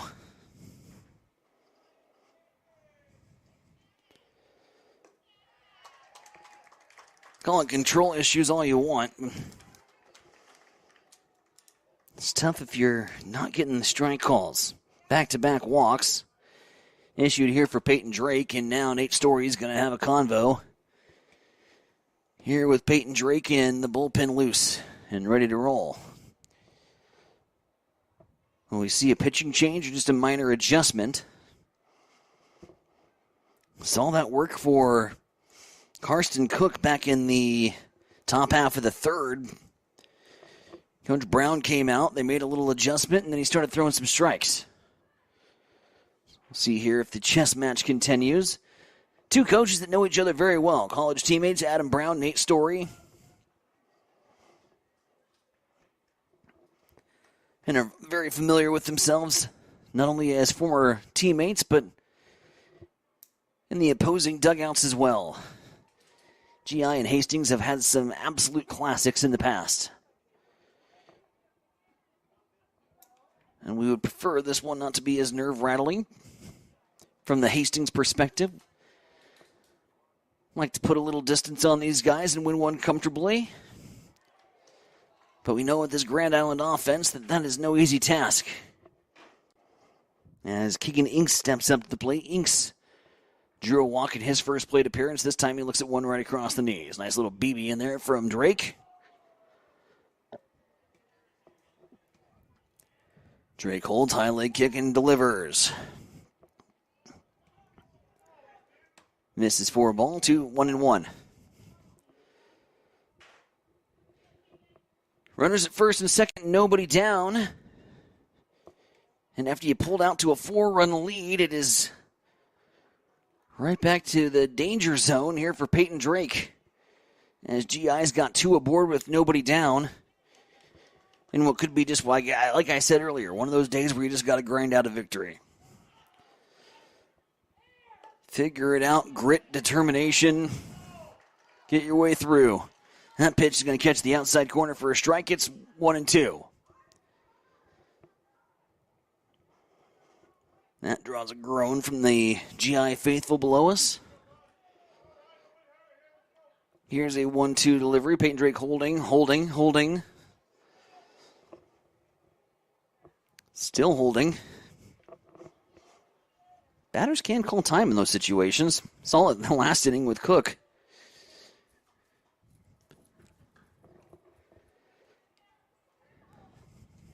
That was not my style.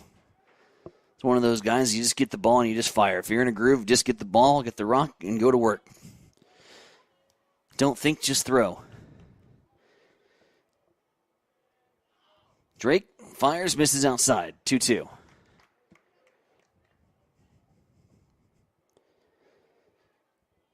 If I put any thought into it whatsoever, it was typically not a good result for me. It's better when I don't think. Probably how I've got on most of my adult life, actually. Better if you don't put any thought into it, T. Here's the 2-2 from Drake. I don't know. Misses for a ball. 3-2. Drake's got Cobra hands on the top of the hat.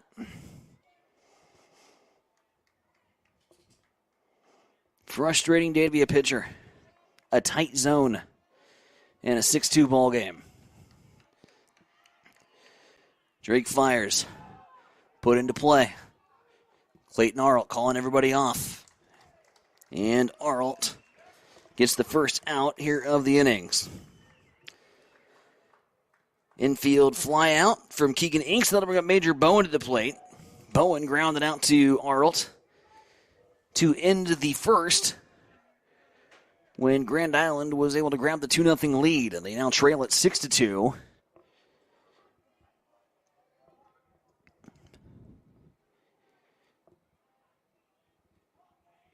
Here in the bottom half of the third. That ball straight back up the middle off the glove of Arlt, who goes diving over there at the shortstop bag. Runners are going to stay put station to station. And its bases low. 5 points. How will they score that? I'd have to imagine an infield single, as that was a full-stretched effort there from Arlt.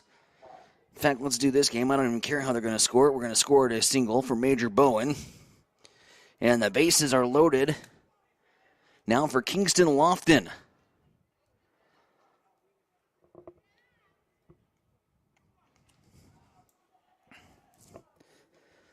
Lofton was the original starting pitcher here in this ballgame, and has since gone out to right.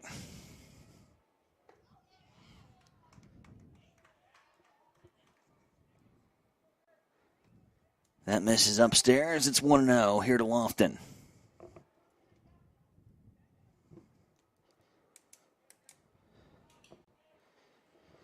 Six-2 score. JIH Braves baseball here on the Extreme Sports Network. We'll have Seniors Area Tournament Championship tomorrow for you at 4 o'clock. As Grand Island Home Federal was victorious today over Kearney Miscos 13-0 and a 5-inning shortened game. A 2-0 and bases loaded. 72nd pitch here of the game, and we're only in the bottom of the third. 2-1 as he gets it over there for a strike.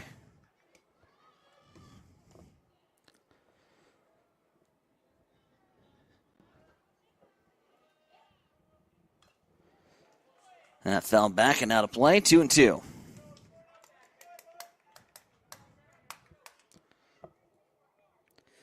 Top of the order coming back around for Grand Island.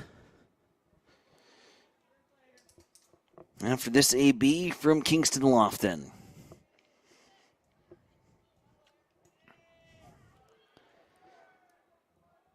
Two balls, 2 strikes, 1 down. Drake fires. Chopped foul, and that's going to go off the hand of Jackson Brooks. He says he's good to go.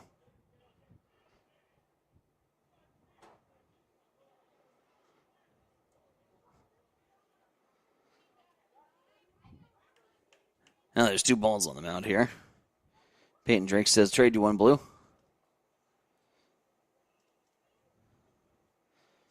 Now we're baseballs. You take it. No, it's got a scuff. 2-2.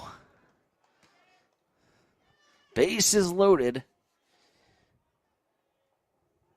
And Kingston Lofton in a big at-bat here for Grand Island.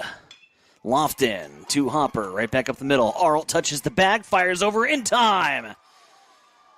Defensive gem there from Clayton Arlt as he grabs the ball, steps on the bag at second, and fires it across the diamond in time from second to first for the putout. A big double play, and the bases were left loaded for GI. 6-2, your score as we go to the fourth. Hastings out in front. It's American Legion Baseball here on the Extreme Sports Network. Physical therapy and sports rehab. 207 South Burlington is the place for all your rehabilitation needs. PTSR offers a wide variety of services, including orthopedic, neurological, and sports injury rehabilitation. A certified hand specialist is available for the more delicate upper extremity injuries. Warm, aquatic therapy, and balance training is also available. PTSR has a strong industrial services division providing physical and functional capacity testing as well as drug and alcohol screening. Please visit our website, ptsrhastings.com.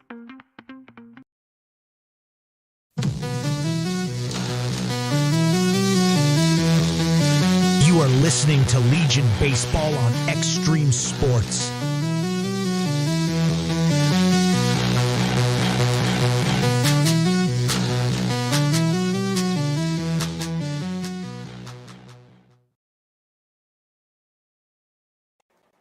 Back here on American Legion baseball coverage on Extreme Sports 2. Tyson Everonic with you. Hot and steamy afternoon, muggy and warm. And a 6-2 JIH lead after an outstanding defensive play from Clayton Arlen at the shortstop bag. He is able to end the threat. GI 5 points had him loaded and couldn't do anything with it as Kingston Lofton grounds into the double play. And now coming up, Owen Ablett. Ablett was hit by a pitch and struck out looking in his 2 previous appearances. And goes to work here with a 6-2 lead. Karsten Cook back on the bump. He'll start his second inning of work. Kingston Lofton chased away after a rough start control-wise for Lofton as he allowed 6 walks. Cooks allowed 2 walks for a total of 8 for GI 5 points.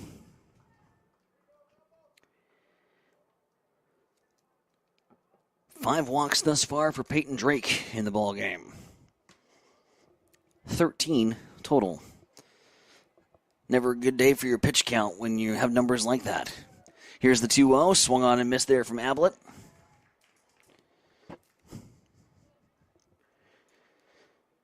No knock on the pitchers. The zone, I will say this, the zone has been extremely tight. No mercy rule with you gotta choke up and protect with 2 strikes. He'd been making pitchers earn those strikeout calls as this one is fouled back out into the parking lot. 2-2 upcoming now for Ablett. Gus and Simmons also due up this frame. Top half of 4, American Legion baseball here on Extreme Sports 2, 6-2 scoreline. Braves out in front. Yikes. 60 foot 6 inches from the mound to the plate. That one went about 59.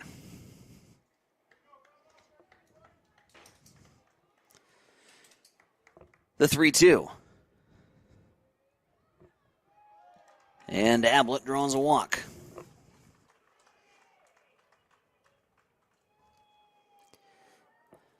The 9th walk surrendered here from GI 5 points. Gus Hemberger now due up to the plate. Gus flew out to the catcher and guess what? Drew a base on balls. In his previous 2 plate appearances.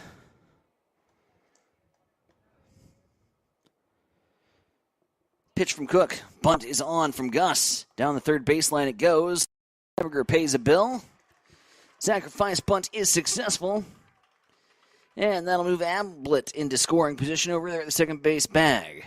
That'll bring up Quinn Simmons, who has had a very adventurous day today. Quinn Simmons' first at-bat. Slow roller to the shortstop side. Inks tried to scoop it up. Glove didn't get his body in front of it and didn't make the play. Then hit one between the center fielder and right fielder. And the 2 outfielders colliding. Thankfully, both okay after the collision. This is going to go right back to center field, and a diving play by Chalowski as he slides to his knees to make the grab. A nice gem out there in center from Chalowski. His ears must have been burning because we were talking about him. The collision out there with Cook in the last at-bat for Quinn Simmons.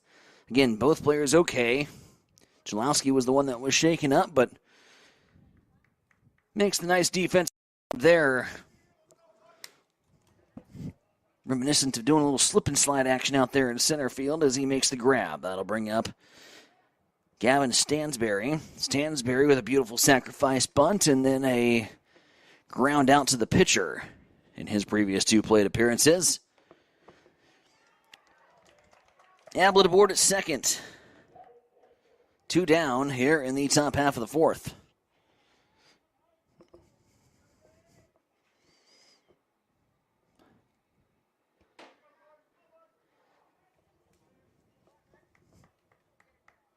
Six-2 advantage for the Braves. This one's fouled into the netting.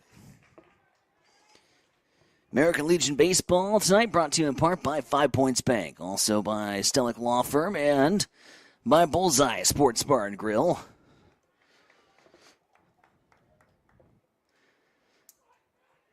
Here's the 0-2 to Stansberry. And Gavin.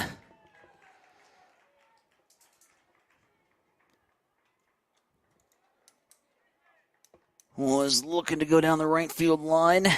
Fouls it into the netting. Still 0-2. Come on, friend.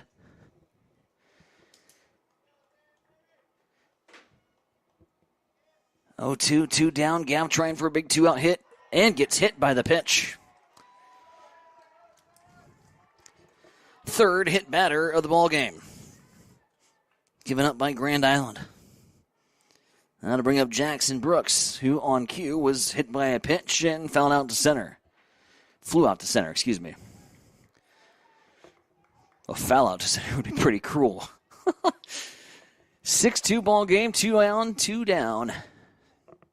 Top half of inning number 4 here on Extreme Sports 2.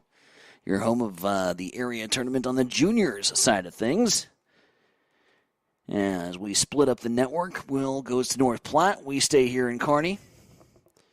We get the better end of the draw travel-wise. And did I mention I love this press box up here at Memorial Field? Really great job with this facility over the years for the city of Kearney as it's a 1-0 here to Jackson Brooks. The room where they put the away media as a catch was made out there in the dugout and draws some cheers from the Hastings crowd. The way that they designed this press box, the away field is in the far corner, and it's got so much room for activities. There's a big, spacious press box. You can put all your stuff down. Kudos. Short hop, shortstop side, and it's going to be booted once again from Inks. Now we have a play down here at the third base bag. Sliding in safely is going to be Ablett, who thought he was going to take advantage and take a run. Inks has committed his second error here of the contest. As Jackson Brooks is going to be on the E6. It's a slow roller, and Inks just straight up overran it. Ablett nearly got in trouble because as he was winding down the third base bag, I think he thought it was going to trickle out into the outfield, and it just kind of stayed put. And so he had to retreat back to the bag. And get this, gang. Now for the 4th time in 4 innings, JIH has got him loaded again. Wild.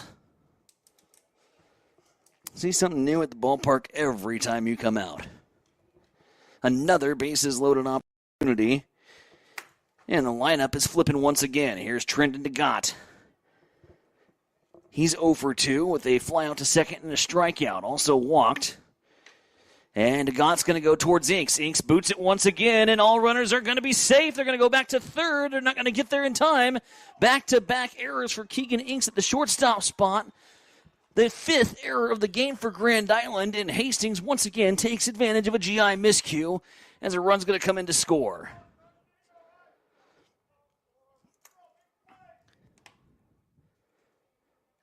Wow. 7-2, your score. 2 consecutive errors at shortstop. And now it's mental. I mean, if you're Grand Island, it's mental. Here's Brennan Chris.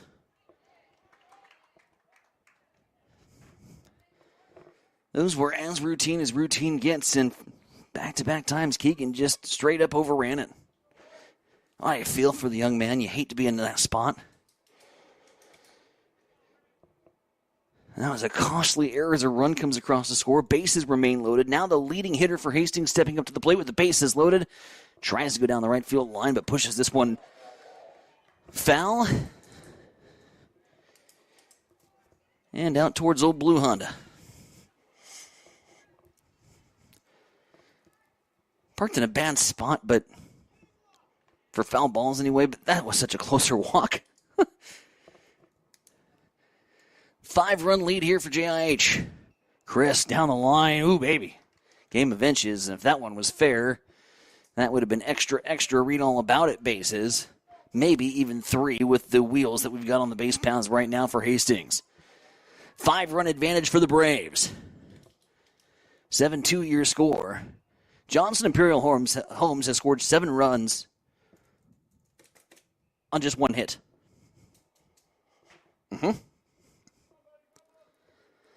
That's happening. The 0-2 delivery here to Brennan Chris. Upstairs apparently, 1-2.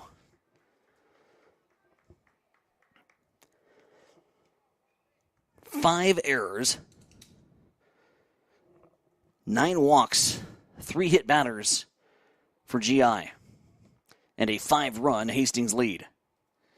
Here in the top of the 4th. A little chopper off the handle of the bat, and Carson's going to come off the mound and make the play, and Grand Island's out of the inning, and Hastings leaves them loaded. Do come across for 1, but oh baby, you can look back and think this could be so much more. 4th bases loaded opportunity for Hastings in the 4th consecutive inning. Nevertheless, 1 run on no hits and 3 Grand Island errors, and it is now a 5-run Hastings lead as we go to the bottom half of the 4th. You are listening to American Legion Baseball this evening on Extreme Sports 2. Hi, this is Terry Anstein, President, 5 Points Bank of Hastings. On behalf of our shareholders, directors, and staff, I would like to thank all of our great customers for helping us become the fastest growing bank in Hastings. I would also like to invite everyone in the Hastings area to stop in and visit with one of our bankers and learn how we can be your bank for the long run. Locally owned, locally managed, 5 Points Bank, the better bank. Member FDIC.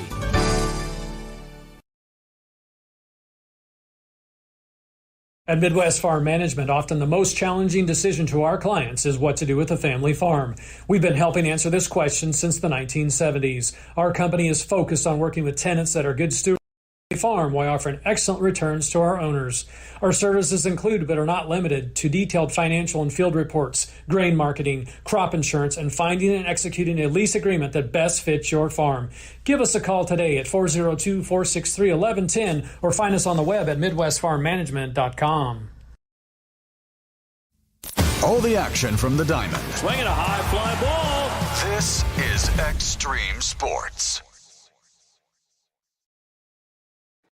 Back here at Carney's Memorial Field, top of the lineup. 1, 2, 3, 2 up for GI, 5 points, and the Bats are going to have to get going in a hurry for Grand Island. They trail at 7-2, and it has been Hastings just taking advantage of the GI miscues.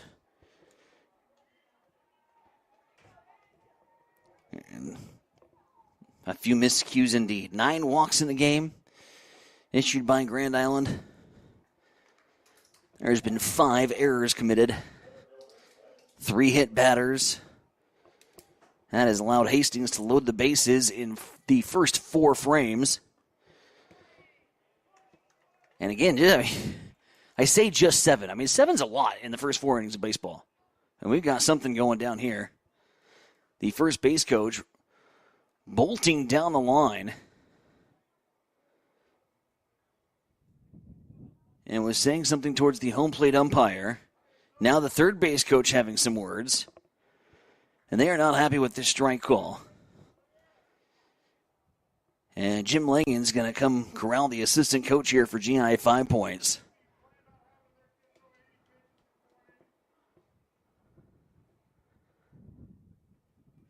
"79 pitches. I wonder if this is almost pitch count. It's going to be 80 here coming up now for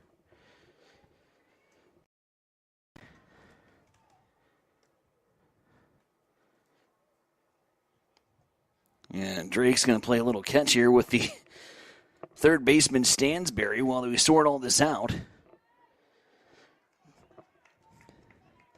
And off to the 1-1 and a called strike on Chalewski. The first base coach came unglued a little bit. Here comes the 80th pitch of the game for Peyton Drake. By the way, it's the bottom of the 4th. Again, the zone's been pretty tight. 2-1. 2 runs, 4 hits, 5 errors for Grand Island. Get this, gang. 7 runs, 1 hit for Hastings. And 1 error.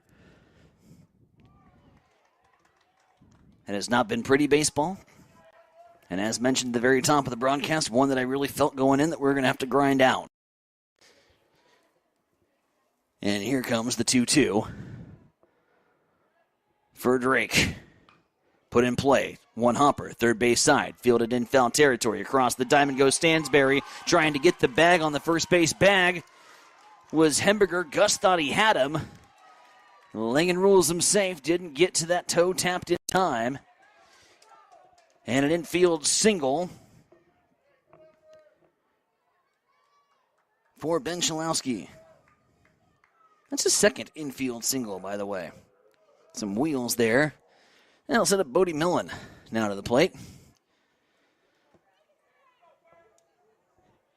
And it looks like the indication from JIH at this point in a 5-run lead is they are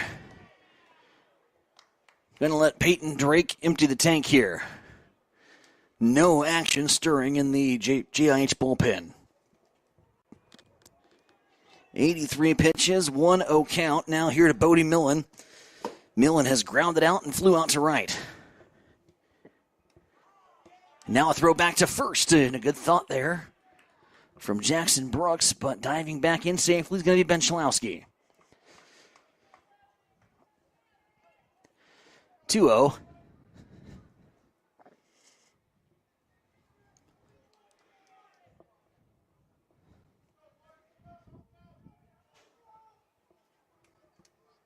Here from Memorial Field. 2-1.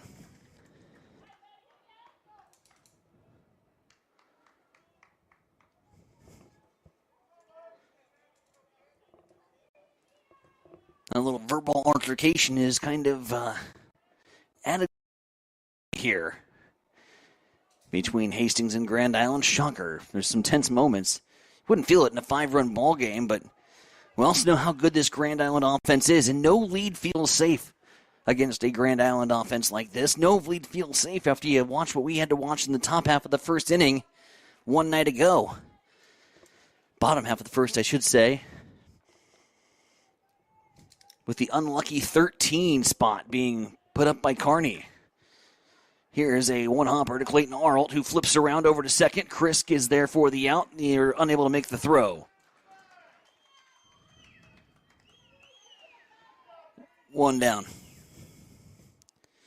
And now Coach Story coming out for a little visit. You almost wonder if he already had an arm loose and put him out into the outfield and we're going to have some defensive shifts. No, in fact, we're not going to have him out. We're going to have an umpire visit. And he is wondering about the slide in from Chalowski and whether that obstructed Brennan Chris from being able to turn 2. So they'll have a conversation about obstruction. A 3-man crew. Everybody's got a good vantage point to the plays.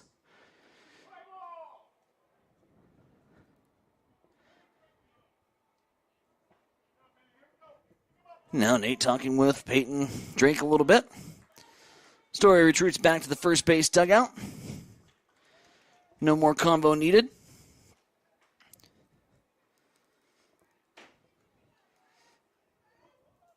Sun peeks out after what was kind of a overall overcast day out here in central Nebraska. 1 down. And Walker now coming up to the plate. Walker has a powerful bat. This is a little knuckler off the knock bat. And he's going to be able to get a single out of it. Looky there. That one off the handle. And it hit out in front of the third baseman, Stansberry. And then just sort of did a little knuckle action as it shot back towards the pitcher. English on it from Bryson Walker. And look what I found, infield single. The last 3 base hits for Grand Island have been infield singles. As runners at first and second, now with 1 down. And Jackson Gangwish coming to the plate in a huge spot. for their cleanup hitter. 3, 4, 5. Continue to do damage here on Peyton Drake. This ball's going to get away from the catcher, and now where there's 2 runners in scoring position, and now Grand Island is threatening.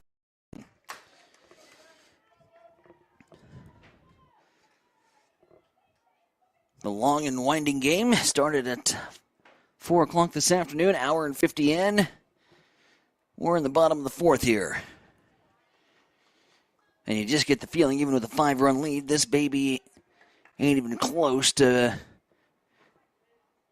being wrapped up. The fat lady ain't close to singing. Here's the 1-0. 1 down, 2 on. Drake fires upstairs. No offer from Jackson Gangwish. Gangwish, infield single, struck out. A healthy cut on his last cut, too. I felt like if he would have been able to get a hold of it, it could have took flight. But the home run cut went begging, and here comes the 2-0 delivery from Peyton Drake. Drake fires that one somewhere around the outside corner that doesn't get called for a strike. It's ball 3. Par for the course today, I'm afraid.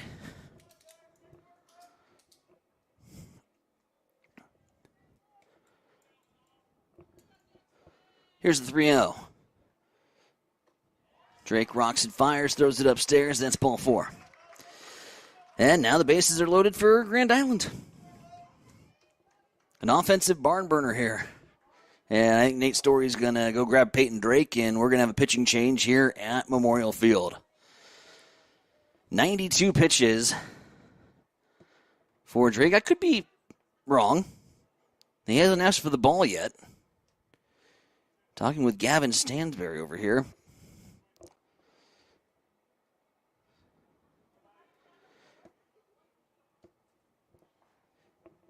But no ball out of the hands of Peyton Drake yet. They are going to talk this one over defensively and get everybody regrouped and refocused here in the bases loaded situation with the big hitter, Bo Stabby up. Stabby with the bases loaded. Nervous moments here for Johnson Imperial Homes. He just was able to breathe for the first time here in this baseball game, like a half inning ago, and well, here we are again, gang. Another bases loaded scenario. We mentioned Hastings in the first 4 frames has had the bases loaded 4 times. Grand Island has had the bases loaded 3 times in this ball game.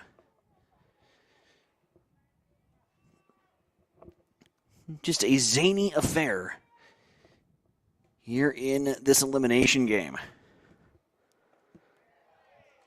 Breaking ball in there for a strike. It's 96 now on the pitch count for Peyton Drake.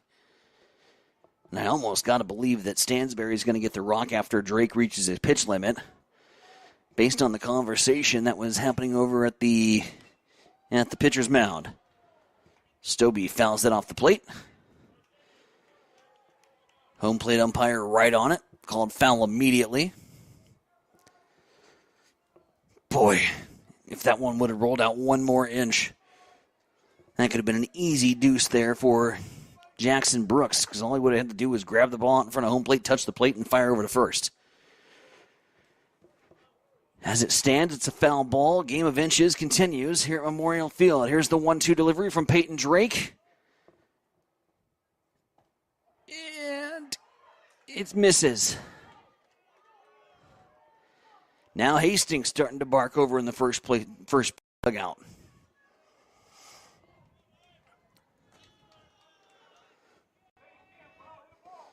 You're not going to make anybody happy on elimination day if you're a home plate umpire. You just know going in it's not going to be a good day. There's a swing and a miss and strike 3 as Peyton Drake gets Stabby to fan on the pitch. 2 down here for GI 5 points. RBI single for Aiden Steffens. And a walk so far here in this ball game, and the bases are loaded.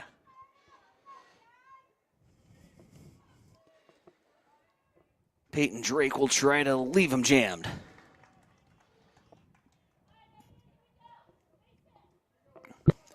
Call Kenny Loggins because he's in the danger zone here. It's 0-1 with 2 down in a 7-2 ball game. Grand Island trying to get right back in this baby. And Steffens looks at a pitch that's low. Steps out of the right-handed batter's box. He'll reset. Meanwhile, Grand Island Dinsdale has made their way into the complex tonight, where they will be playing the 7 o'clock-ish scheduled ball game. We say ish because we are an hour away and only halfway through this baby.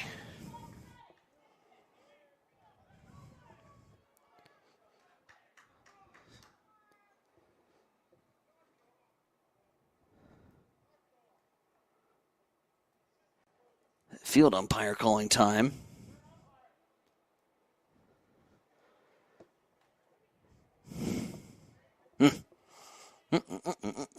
Now the first base, the hat coming off the first base coach here. He's frustrated. Something must have been said. That got the umpire to call time.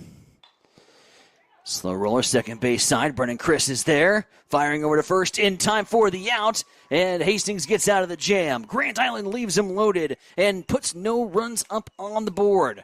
As we go to the top half of inning number 5, Hastings still with the 5-run lead. You're listening to American Legion baseball coverage here on Extreme Sports 2.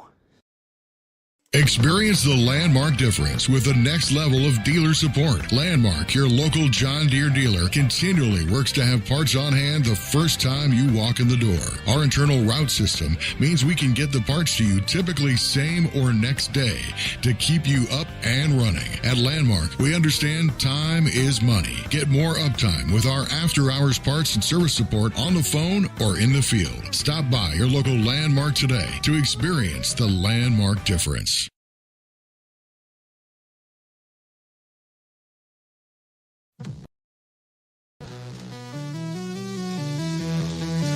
You are listening to Legion Baseball on Extreme Sports.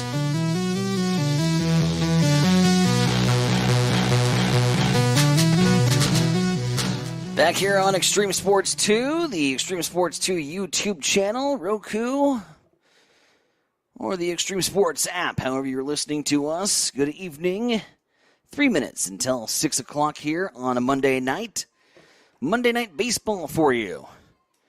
And in a few months, we'll be on our couches watching a little Monday Night Football, but rounding out and putting the home stretch, the finishing touches on the baseball calendar. Here as the JIH Braves have a 7-2 advantage here in the top half of the 5th over GI 5 points. Clayton Arlt stepping up for the Braves.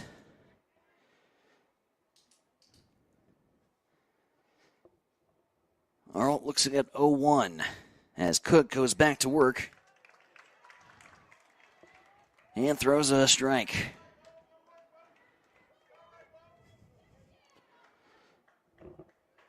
Oh-2. Karsten Cook coming in relief of Kingston Lofton.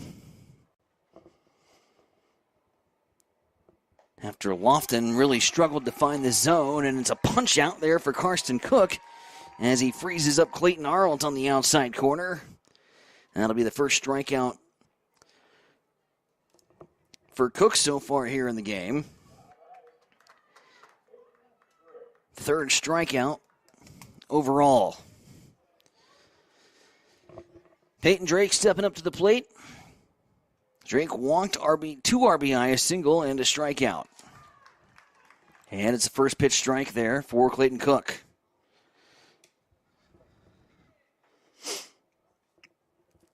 Top of the 5th, 7-2 ball game. Here at Kearney's Memorial Field, Hastings out in front. Drake sends this one out to center, and it hangs up in the jet stream too long. Chalowski's able to make the out. And there are 2 quick outs here for Hastings in the top of the 5th. Owen Ablett stepping up to the plate. Ablett hit by a pitch, struck out and walked.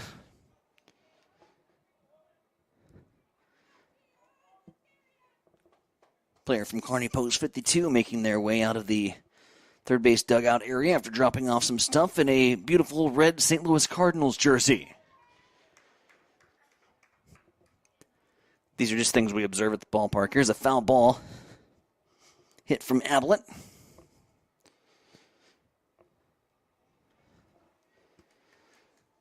Cardinals got rocked by the Diamondbacks a night ago. Ablett pops this one up to second, and if you can believe it, that is the first time the side has been retired in order in the ballgame.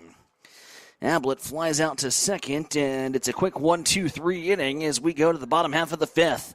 Your score, Hastings 7, Grand Island 5 points 2. You are listening to American Legion Baseball here this evening on Extreme Sports. Johnson Imperial Homes is a fifth-generation builder, building with quality in Central Nebraska since 1918. They offer a diverse background of contracting services, residential and commercial land development, residential and commercial construction, as well as commercial office and retail space solutions. Using their design, build, and customer-first approach, let them guide you through your next project from start to finish using quality materials, sound construction techniques, and unmatched client service. Johnson Imperial Homes, working for you yesterday, today, and tomorrow. If you experience air conditioning problems this summer, call the experts at Ruts Heating and Air Conditioning of Hastings. Ruts is a local, family-owned business with over 45 years of experience in the HVAC industry. They service all makes and models of heating and cooling equipment for both residential and commercial customers. You can trust Ruts Heating and Air Conditioning to complete all repairs, installations, and maintenance work on time. If you're shopping for a new air conditioner or heating system, remember Ruts Heating and Air Conditioning. They have a broad range of systems to choose from. Ruts Heating and Air Conditioning. Call 402-463.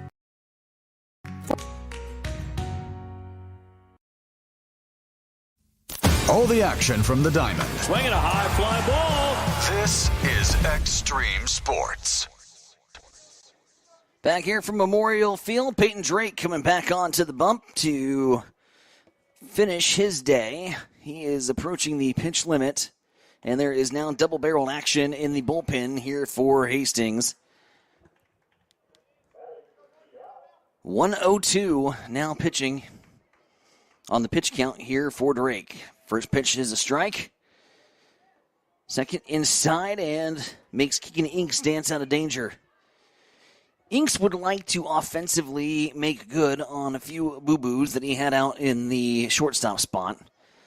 3 errors committed by Keegan Inks. 5 on the day for Grand Island. So Inks would like to make good on that as the pitch is in there for a ball, apparently. Next pitch will be 105.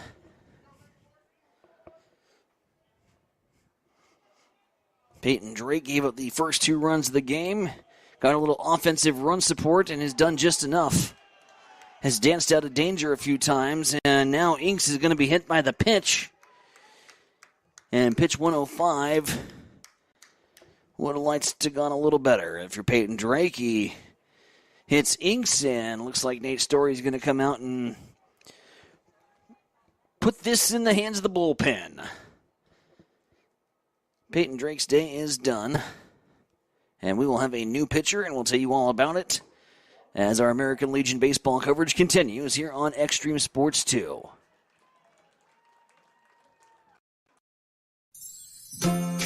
Bloom into spring with Bob Sass flowers. Fresh flowers, bright colors, and new beginnings. Spring is here, and so are our freshest blooms.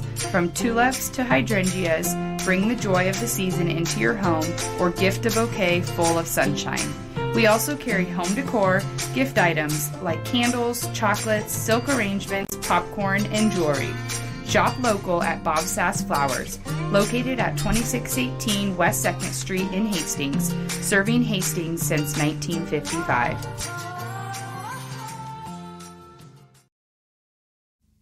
All the action from the diamond. Swinging a high fly ball. This is Extreme Sports. Coming out from right field, Trendon DeGott will be the pitcher in relief here for Hastings Johnson Imperial Homes. Defensively, that'll shift some things around. Drake, I believe, is going to come back in the ball game. He'll go back to his comfy spot at the hot corner over there at the third base bag. And that will send Stansberry now from third out into the outfield. Stansberry taking a few warm-up pop flies here from the JIH coaching staff. Felt bad for Stansberry yesterday. He had a rough day out in the outfield. 2 pop flies right into the glove. Just didn't find the webbing. Popped in and out of the leather. So trusting in Gavin Stansberry out in the outfield again with Techmeyer and Ablett. And now you got Peyton Drake, your sure-handed third baseman, back at the hot corner. And Trendon DeGott to go to work here out of the bullpen. Let's get you DeGott's numbers here while we have a moment. For DeGott, 16 strikeouts on the campaign. He has a 3.0 ERA. 3.07. So DeGott will come in relief with a runner over at the first base bag. That is Inks at first and Major Bowen. Grounded out to short and singled in his first 2 plate appearances, and DeGott throws a first pitch strike. 105 pitches today for Peyton Drake. He ends up going 4 complete.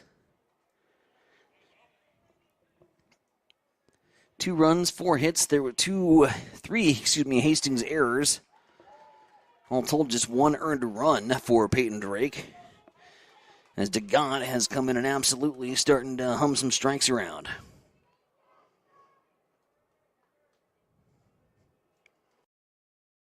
Two strikeouts in the ball game.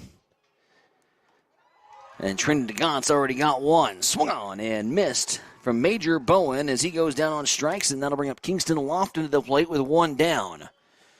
How about a ground ball here?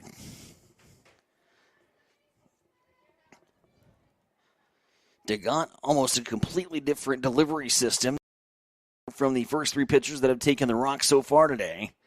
DeGott gets it and hums it. Not a lot of time in between, especially when he's grooving and throwing strikes. He wants the rock back, and he wants to go right back to work. Runner aboard at first is Keegan Inks at the plate.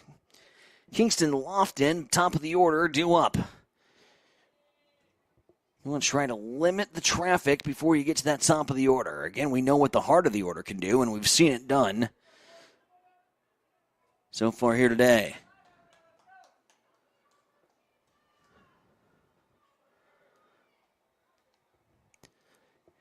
A 2-0 count. Awaiting Lofton.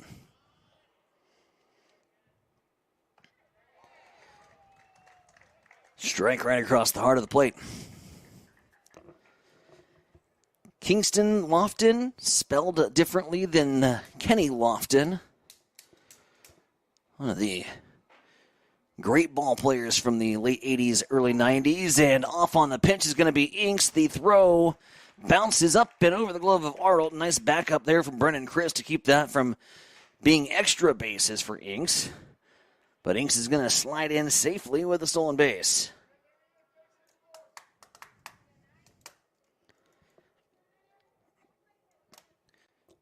Lofton going back to work.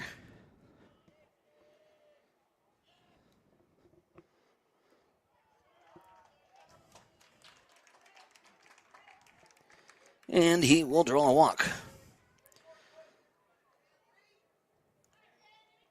Base on balls, and that'll bring up Ben Chalowski now with runners at first and second. And it's back to pacing up here in the press box for me. Anxious moments, top of the order up. 5-run ball game. just when you feel like you're in a groove, Grand Island comes right back like they're going to do right here. Line drive single off the bat of Chalowski. Rounding third is going to be Inks. He stands up. He's going to score. 7-3 ball game with one down. A laser down the left field line off the bat of Ben Chalowski. And an RBI single. His third hit of the game. Chalowski's been red hot. 2 of those singles, by the by, were infield singles. As he's showing off the wheels, too. Bodie Millen now stepping up to the plate. Grounded out to short. Flew out to right. Hit into a fielder's choice in his previous 3 plate attempts. And is now looking at a 1-0 count. Hastings has got to get back to throwing strikes and throwing strikes quickly.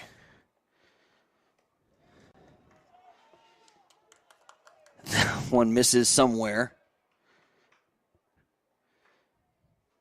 Coach Story from the left side of the first base dugout all the way down to the far end. I don't think he wants Blue to hear what he just had to say about that strike call, or non-strike call, as it were.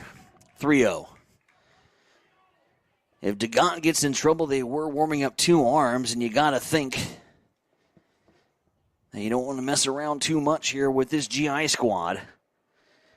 As Bodie Millen steps up to the plate, and now is crunch time here if you're this Hastings pitching staff, and DeGant throws a strike. 3-1. Hitters count.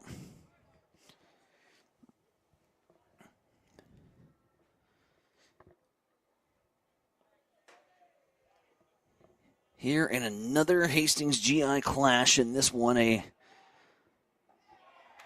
barn burner. Bases loaded again for Grand Island.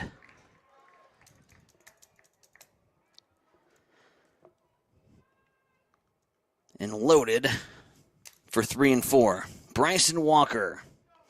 RBI single, leadoff double, mound visit here for Hastings.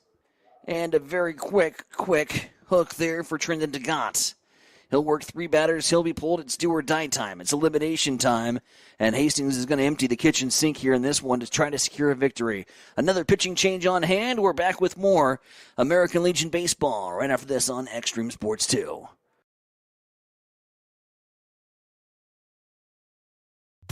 If you experience air conditioning problems this summer, call the experts at Ruts Heating and Air Conditioning of Hastings. Ruts is a local, family-owned business with over 45 years of experience in the HVAC industry. They service all makes and models of heating and cooling equipment for both residential and commercial customers. You can trust Ruts Heating and Air Conditioning to complete all repairs, installations, and maintenance work on time. If you're shopping for a new air conditioner or heating system, remember Ruts Heating and Air Conditioning. They have a broad range of systems to choose from. Ruts Heating and Air Conditioning. Call 402-463-4853. Keep it here on Extreme Sports. Hits it to right field. Brennan is back. He's at the wall, and we are tied. Your all-access pass to nonstop sports talk and live play-by-play coverage. You guys are the #1 sports station because you make the phones light up.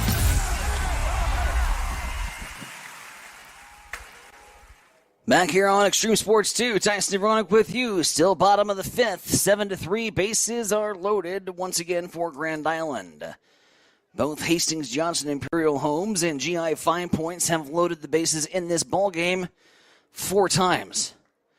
So you combine it, 8 times the bases have been loaded tonight. There's been traffic all over the place. It's been a combination of walks, errors, and some sloppy play. It hasn't been pretty, but at this point in the game, pretty is irrelevant. Win and you're advancing. Survive and advance. Grind it out if you have to. Find a way. And Hastings is now going to go to Clayton Arlt out of the bullpen here in the 5th to try to stop the GI rally. Bases are loaded, and it's the heart of the order coming up. Bryson Walker, Jackson Gangwish, Bo Stabby. Gulp. Walker First pitch swing, second base side. Chris is there, flips over to short. They're going to get the out in time at short, but not going to be able to make the play in first. What do we have? Are they calling him safe at second base? Oh, no. They called him safe at second base. They say he missed the base, and everybody's going to be safe, and a run scores.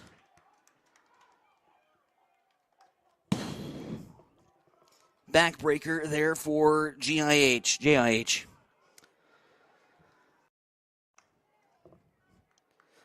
The toss to DeGant was high from Chris, and it just messed up the rhythm enough, and apparently coming off the bag,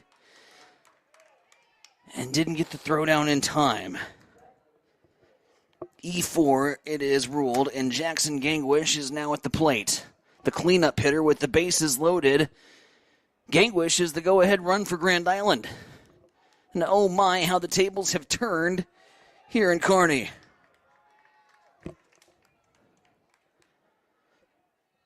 Two-0 count.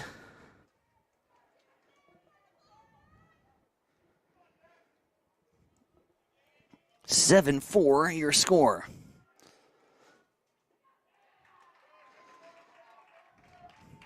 "3-0. Hastings just can't throw strikes. To be fair, strike zone hasn't been very wide all game long. Arlt's pitch in there. Needed it. Now it's 3-1. But your big hitter for GI, 5 points, has count advantage and the wind at his back. I'm preemptively taking a few steps back if I'm out in the JIH outfield. Arlt in there for strike two.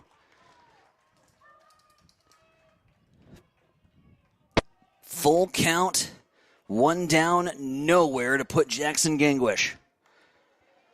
Grand Island starting to feel the momentum. Swing back over in the other dugout. Arlt needs a strikeout pitch. Gets in on the inside corner. Jackson Gangwish goes down on strikes, and there's two down.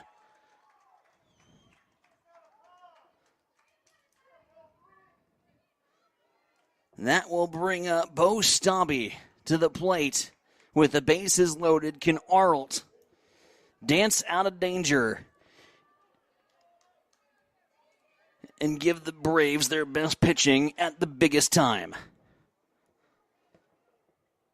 Battled back from 3-0 to throw 3 straight strikes. Are you kidding me?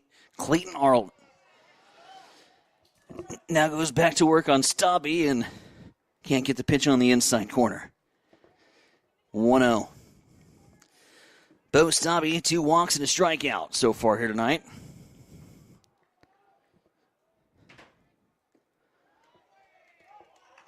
Strike right at the knees. BB. Just like you draw it up. Game time, 2 hours and 17 minutes so far. We're in the bottom of the 5th. This baby's 7. And I wouldn't rule anything out of this baseball game tonight. That pitch misses inside.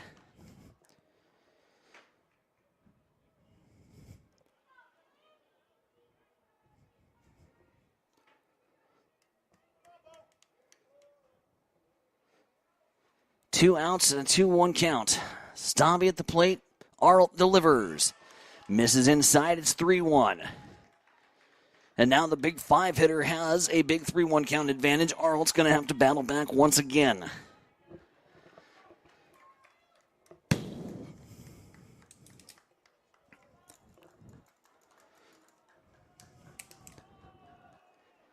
Swung on and missed. 3-2. Arlt snaps the glove. He wants the ball right back. He wants to go to work. He wants to get the big K. The emotion on Clayton Arlt. Watch it if he can get the big punch out here. The roof is going to blow off the first base dugout to try to dance out of danger. The biggest pitch of the ball game so far. Here's the 3-2 with 2. Stabby swings and misses. Or did he get a piece of it? He didn't. He did. Got a piece. Got excited. We'll calm down. I'm glad this room has so much room for activities. If there were other stations here, they would not be happy with me. We're loud, we're proud, and we're looking for a strikeout here in the 3-2. Runners are going to be off on the pitch for Grand Island. 3-run lead for Hastings. Go ahead run at the plate. The 3-2 off speed. Put into play. Shortstop side. Going to bounce off the glove. Bounce off the glove of the shortstop. Sliding into third. Safe. 2-run score.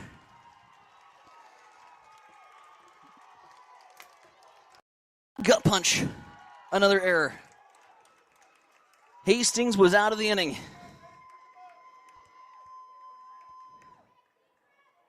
And that ball hops off the glove. Stabby with a pinch hit. He's going to be pinch run for. DeGant, who moved over to the shortstop position in place of Clayton Arlt. Couldn't handle it. 7-6 your score now, 2 down. Stabby delivers the biggest hit so far in the ballgame. 7-6 here in the 5th. Arnold's going to have to mentally refocus and go back to work. Here comes Aiden Steffens. Runners now at the corners. Tying run at third. And we got a brand new ball game as we start to put eyeballs on the 6th.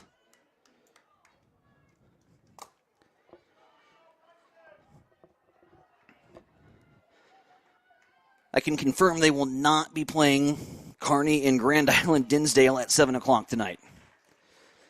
Settle in, get a cup of coffee, whatever you got to do. We're going to be burning some midnight oil here tonight. 2-0 count with 2 down. In one of the wildest games of the year, and add another chapter to Hastings and Grand Island.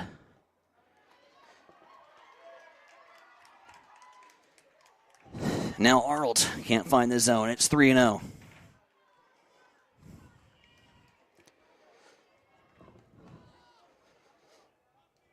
The umpires know they have another game to do after this one, right? Wouldn't you think the zone would start to widen out a little bit? Here's the 3-0. Consistently tight all night. Par for the course. 4 straight balls. Hastings has issued another walk, and Keegan Inks now coming up to the plate. And wouldn't this be something for Keegan Inks with the bases loaded? Man, who has not had a great night defensively, committing 3 errors out in the infield at shortstop. Has the go-ahead run at second base. You can't script this stuff. You cannot script baseball. And that pitch is upstairs. Body language says a million words. The difference between the two dugout right now, Mount Everest to an anthill. All the momentum has swung back in the favor of Grand Island, and they still trail. 1-1 here to Inks. 7-6 ball game. 6 runs, 5 hits, 5 errors for Grand Island. 7 runs, 1 hit, 5 errors for Hastings. And now 1-2 here to Keegan Inks. Hastings needs to get out of here with the lead. They need a strikeout, ground ball, fly ball, whatever. However way you slice it, Hastings needs the out. Doesn't want the out, needs it. The 1-2. Off the shin guard. Ball 4. Ball game is tied.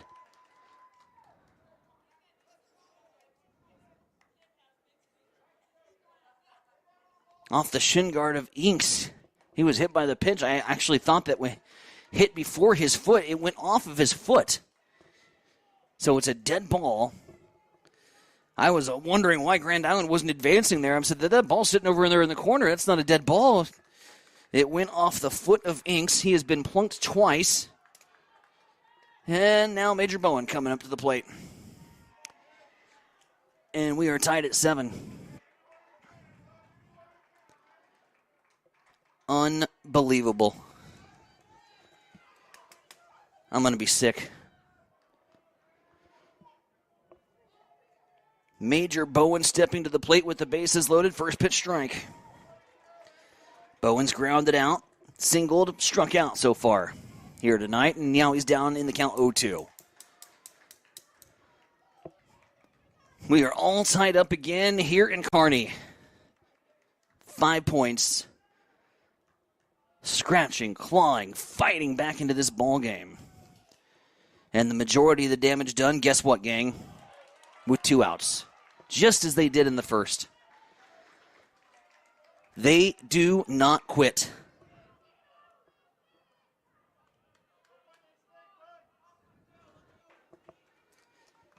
Just got a message in. Hastings and Grand Island Seniors, they will start at 3 tomorrow. Hastings and Grand Island Seniors will be starting at 3 p.m. The bracket originally said 4. And the message just coming through, they will start that game at 3. So we'll have 2:45 pregame for you coverage here on Extreme Sports 1. We'd like to have 2 baseball games tomorrow. At the moment, I have no idea how this one's going to turn out. 2 down, brand new ball game, 7-7. JIH Braves surrendering a 7-2 lead going into the bottom of the 5th. And the 1-2 pitch put into play. Shortstop side. DeGott's there. Going to have to get it over in time, and does. 6-3 put out. But a big, big inning and a brand new ball game here in Kearney. GI strikes for 5. We've got 2 innings left. And it is a race to the finish. And it's anybody's guess at this point. To the top of the 6th we go. 7 apiece, Grand Island and Hastings in another classic. Grab the popcorn. You won't want to miss any of the drama. Connet Auto Care is the trusted name in automotive repair and maintenance services in Hastings. We're a gold-certified Napa Auto Care Center. Our ASE-certified technicians excellence, receive continuous training, and are committed to providing the best service your vehicle can get. Whether it's preventative maintenance, major repairs, or just an oil change, Connet Auto Care is here for you.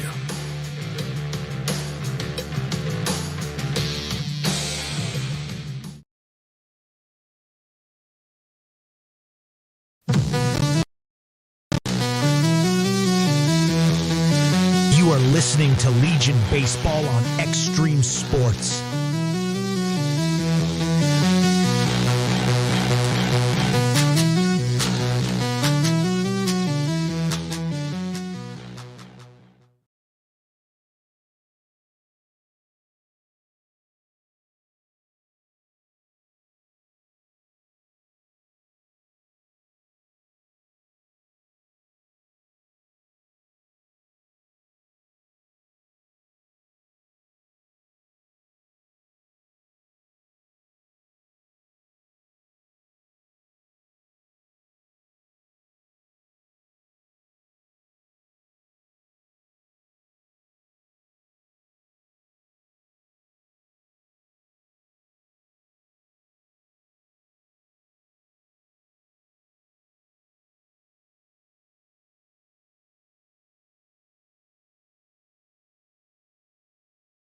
Or Kearney Post 52.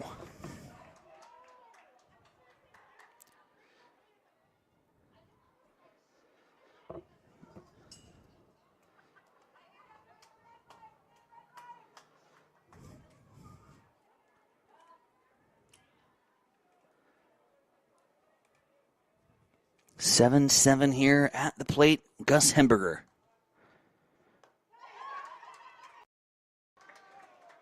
Check swing, no go. 1-2 is the count.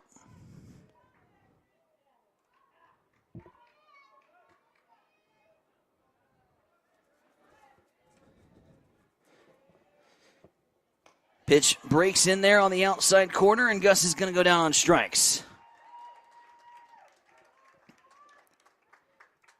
Hemberger is now 0 for 3. First strikeout on the night for him. That'll bring up Quinn Simmons. Quinn Simmons has reached base via the error twice. Also popped straight up to the pitcher in his 3 plate appearances. And now if you're Hastings, you would hate to have another quick inning. They went 1-2-3 for the first time in the top of the 5th. And I think that sparked something in Grand Island because they came back and offensively just got to work. Again, aided in the fact that there was several base on balls in that half of the frame as pitchers tonight on both squads. Both squads have struggled to find the zone. And whether that be tight zone, whether that be broad zone, the zone has been consistent. And so you can't use that as the excuse. Too many walks for both teams as a rocket here from Simmons is going to stay up there in center field, and camping out underneath it, making the out, is going to be Chalowski. 2 quick outs. And how about the jump from Karsten Cook coming in relief? And he got roughed up a little bit early, no doubt about it. Cook did not look good, and it almost looked like they were going to have an early hook on Karsten Cook. Well, they had a mound visit, and after that he just locked in. And he's just throwing get-me-by balls. Hastings putting it in play. Grand Island playing better defense. Down the stretch, we should say.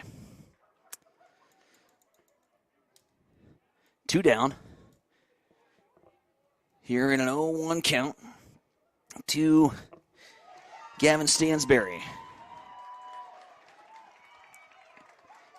And Cook's in a rhythm right now. Hastings looks deflated. Grand Island can't wait to get back up and go hit. The difference in emotion, the difference in body language. And Hastings suffering yet another gut punch here in the area tournament. The first was to the hands of Kearney Post 52, where for the first time this season, Hastings did not look like Hastings playing baseball. They gave up 13 runs in the bottom half of the first inning and were never in it. Tonight, we were set to make reservations to be right back here in the press box at Memorial Field tomorrow afternoon and get ready for Championship Tuesday. And disaster strikes in the bottom of the 5th. You can't script baseball, baby. Here's Gav with 2 down, trying to get something started for H-Town. Lazy pop fly. Second baseman calling him off. Bowen making the out. GI is going to go back out and hit. 7-7, bottom of 6 we go. You are listening to American Legion Baseball tonight here on the Extreme Sports Network. At Reuter Auction and Realty, we are land brokers and equipment auctioneers. Our company is deeply rooted in agriculture, and we realize that farm and ranch assets are serious business. We are an integrity-based organization which has evolved into over 55 years of service to Nebraska and northern Kansas. Consult with one of our 12 agents today if it's time to sell your family's land and assets. Call us today for a no-obligation consultation at 402-463-8565 or go to reuterauction.com. You're locked in to Extreme Sports. Olivares now hits a line drive to deep left field. Ward is back to the wall. Granny time! Here's Doncic wheeling inside in traffic and got it to go. Call it the foul. The home of 24/7 Sports Talk. Nothing but pure sports action.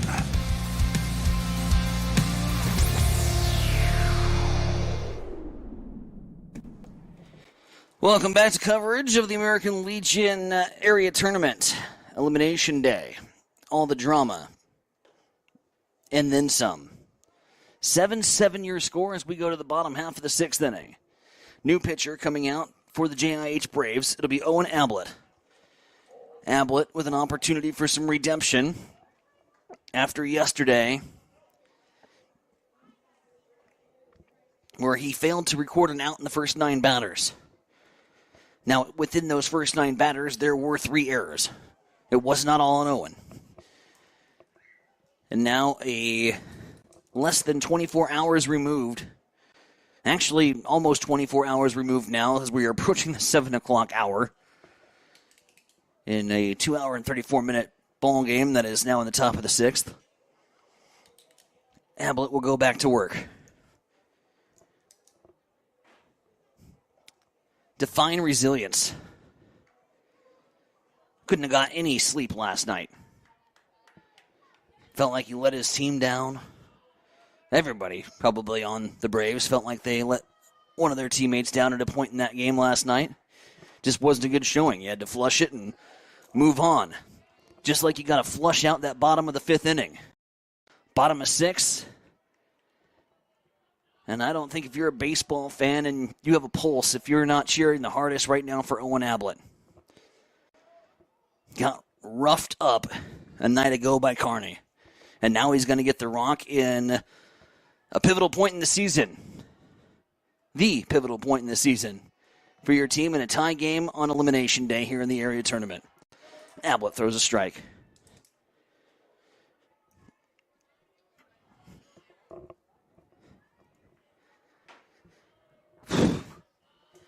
Just hypothetically speaking here, if he comes back and gets this win, I'm going to be a mess of emotions. 2-1.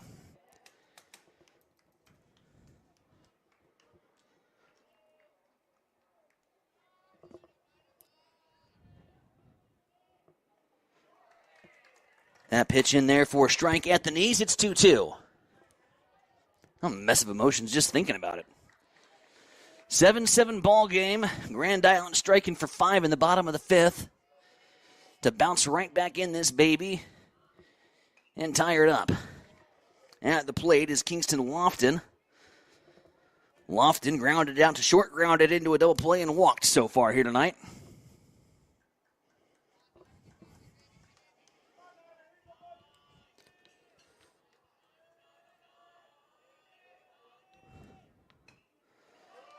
This ball hit into the netting.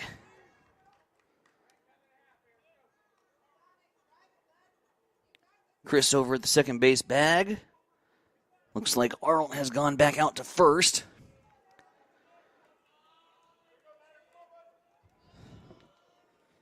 As the defensive shifts continue. And a strike 3. As Ablett gets a big strike out there on Kingston Lofton. Now you face the top of the order, and it is the top of the order that has absolutely feasted today. Ben Chalowski will lead things off. He has 3 hits so far here on the campaign, on the night, I should say. 2 infield singles and a line drive single. Also flew out to right, we take that.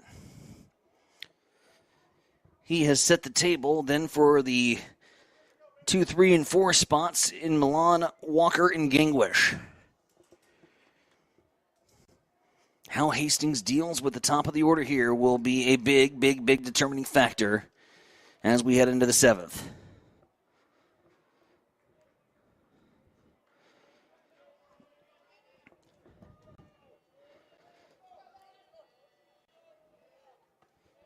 We're all about to get a lesson in nerves, resilience, character, composure. All the words that you define winners with strong characteristics and qualities of. We're going to see it on display here in the next 2 innings. Pitch inside for a ball. Chalowski stays patient. Poor Grand Island, Dinsdale, and Kearney Post 52, they're going to have to top this. You're going to hate to play the nightcap after this baby. Ball high, Chalowski walks. So Bodie Millen steps up to the plate. 0 for 3. Has walked, so he's reached base once so far here in the ballgame. Actually, twice. Did reach base via the fielder's choice. But officially 0 for 3, stepping up to the plate. Go-ahead run at first base with 1 down. Ablett going back to work. In there for a strike.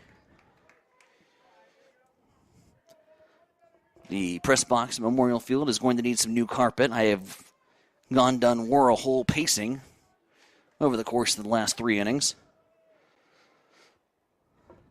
Swung on and missed over the top of it. It's 0-2.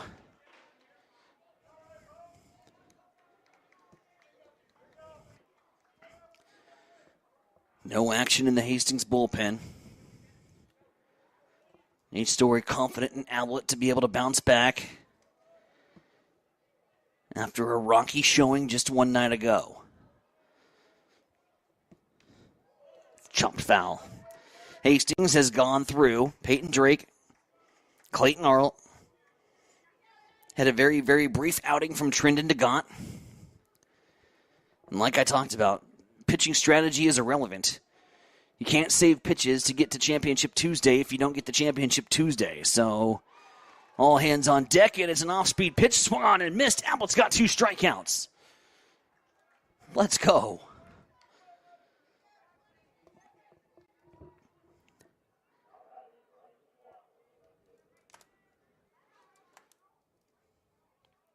Bryson Walker now to the plate. Double run scored. Single and an RBI. Walker's had a day. He's got Chalowski at first, and put some eyeballs on Chalowski. He's got some wheels, and I wouldn't be surprised to see Coach Brown try to get him rolling and in scoring position. With your heart of the order coming up.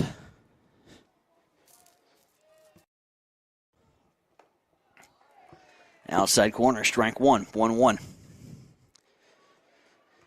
More American Legion baseball for you tomorrow. 3 o'clock start in North Platte. The Chiefs will be in action playing for some hardware as they'll take on a home Federal team that won 13-0 tonight over Kearney Miscos. Strike 2, outside corner.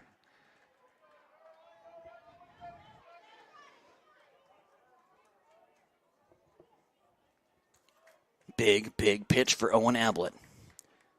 Chalowski over at the first base bag. Takes an extra step. Owen looks in. It's the sign from Brooksy. Holds it. And time is called by the batter. Mind game is being played now here in the bottom half of the 6th. 7-7 tie. What a game. A marathon, but what a game. Here's the 1-2 delivery from Abby. Shortstop diving, can't make the play. Everybody's going to be safe. Pops in and out of the glove there of Clayton. That would have been a tough play to make. I think they're going to rule that a hit. They should. Yes, they do. 6 hits now for Grand Island. I think. 6 hits. Jackson Ganguish at the plate, 2 aboard. Runner in scoring position. The go-ahead runs at second. There is 2 down. Both coming by the way of the strikeout from Owen Ablett. Ablett winds in, delivers, and it's in the dirt.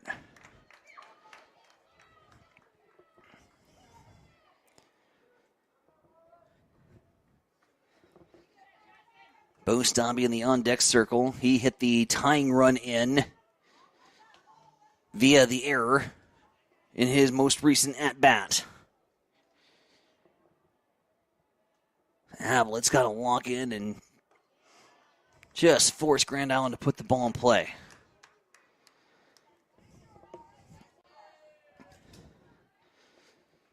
I don't care. That's the thing, though. You can't just throw a get-me-by fastball to Jackson Ganguish. He'll make you pay. So it's not even like you can just let your defense make the play for you. I don't know how you deal with this situation. That's why I talk about it now and don't worry about coaching it or playing it. 3-0 count here. Ablett in danger of walking the bases loaded. 2 on, 2 out. Here in the bottom of the 6th in a tie game. 4 straight wide ones. Bases are loaded. Stop me if you've heard that 9 times tonight. The 9th time between these 2 teams that the bases have been loaded. The 5th time now for Grand Island in 6 innings. Hastings started with 4 consecutive base-loaded opportunities And I really felt like at that point, that's when you needed to pull away. And I know we had 7. I know we had 7 at that moment. But I'm like, I don't know if that's good enough. Not with this Grand Island offense. And lo and behold, how it unfolds 2 innings later. A big bat in Bo Stabby at the plate. Walked twice, struck out once, put the ball in play. Good things happened. As Hastings committed their 5th error and Grand Island was able to tie the game as 2 runs came across to score. On the E6, Stabby ducks out of the way. It's 2-0. And Owen Ablett in danger of walking in the go-ahead run.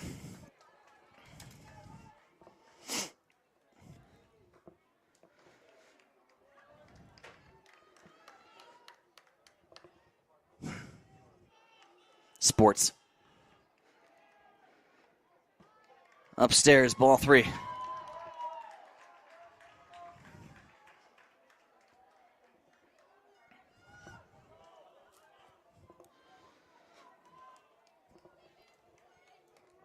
Shocked, amazed, gutted, all the emotions. Here in a 7-7 ball game as Stabby watches a pitch go across for a strike. The take sign was on all the way. And Stabby watched that cross the plate.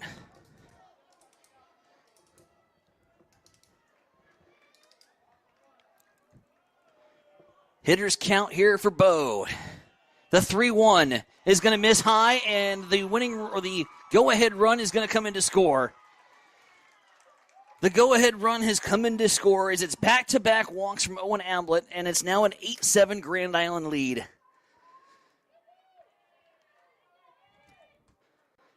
Five Points battles back from a 5-run deficit going into the bottom of the 5th inning. Has taken the 8-7 lead here over JIH. And Aiden Steffens now comes to the plate, and another run's going to score as this ball gets off the top of the glove of Brooks. Grand Island sees the momentum to come back to tie. They have taken momentum over to take the lead. A walk and a passed ball and a 9-7 score line. And again, all coming with 2 outs.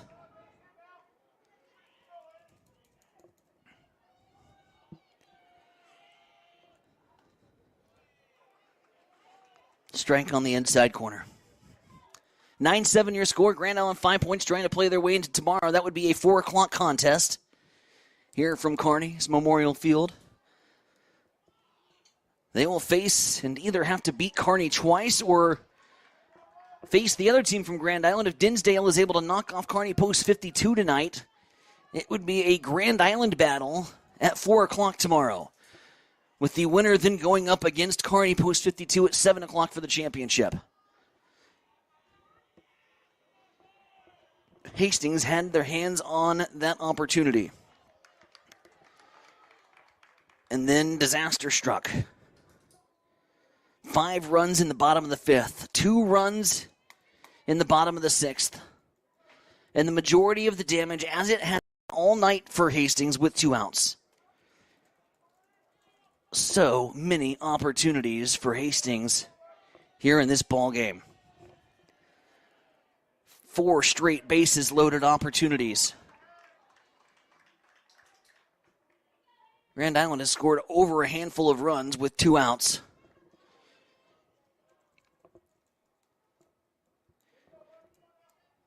Them's the baseball gods. Here's 2-2, and time is called. Aiden Steffens, he's got a chance to widen this baby up. There's 2 runners in scoring position and an 8-7 Grand Island lead. 9-7, excuse me.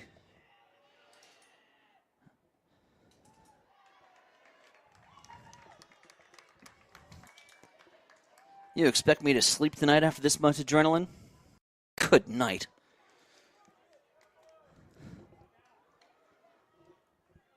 Full count. 2 down. Aiden Steffens at the plate. Ablett trying to get his team back to the dugout to go hit.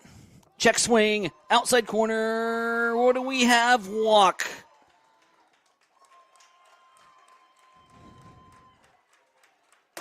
He didn't go.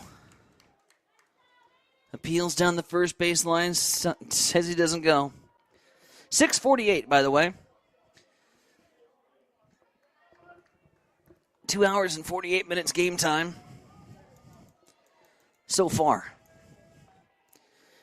Keegan Inks. If the zone is this tight in the 7 o'clock contest, they're going to get done tomorrow morning. The poor game behind us. Here's an 0-1 now to Inks. Ball off the glove of Brooks, but no go.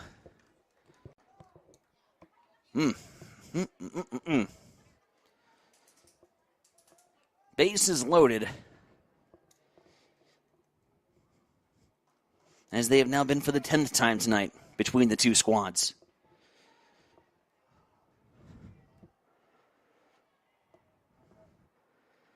Inside, ball 2. There is no action in the bullpen. It's on Ablett to get out of.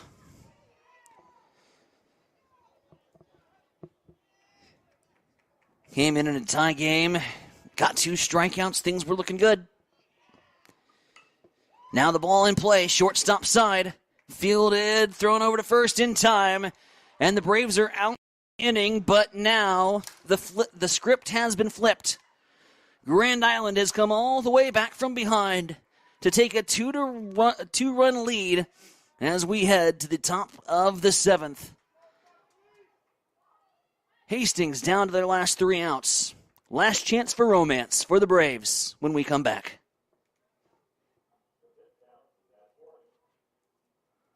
Johnson Imperial Homes is a fifth-generation builder, building with quality in Central Nebraska since 1918. They offer a diverse background of contracting services, residential and commercial land development, residential and commercial construction, as well as commercial office and retail space solutions. Using their design-build and customer-first approach, let them guide you through your next project from start to finish using quality materials, sound construction techniques, and unmatched client service. Johnson Imperial Homes, working for you yesterday, today, and tomorrow.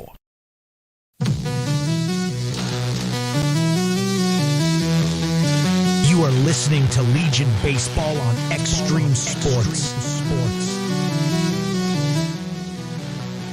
Back here on Extreme Sports 2, Tyson Dvornik with you. Time to fight for the Johnson Imperial Homes Braves. They surrender a 7-2 lead here in this ball game and now trail by the score of 9-7. 2 to extend it, 3 to win it. 1 or less, and all for naught.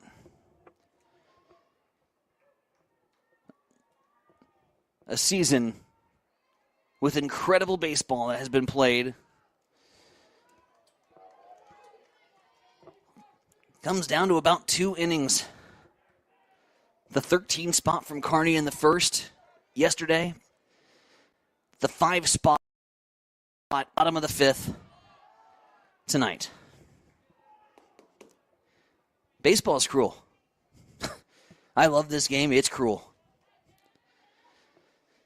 Let's get back to work and stop waxing poetically. Here is the batter who gets hit on the pitch. That is going to be Jackson Brooks. And Brooks has set the table for the top of the order.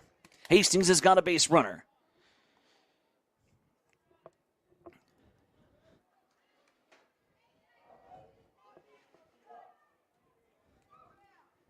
If this goes extras, we're going to need like a 5-minute recess so the press box can take a potty break. Trendon DeGott stepping up to the plate. It's been 3 hours. It's a long time. Here's the pitch. Ball gets away. Ball gets away from the catcher, and it'll be an extra 90 feet from Jackson Brooks.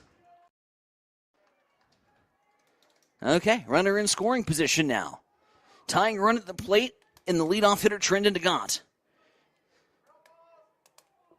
He's walked, he's reached on an error. He's struck out, he's grounded out. He's flown out. And a mound visit. Of course. Kearney going to talk things over here with Ben Chalowski. Oh, by the way, Ben Chalowski is the new pitcher. Sorry, I forgot to mention that within all of the drama that has happened and unfolded here tonight.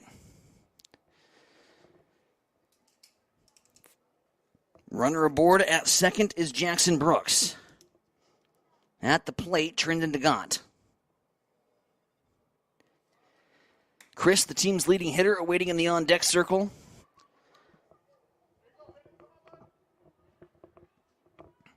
A big, big opportunity for Hastings to get right back in this ball game.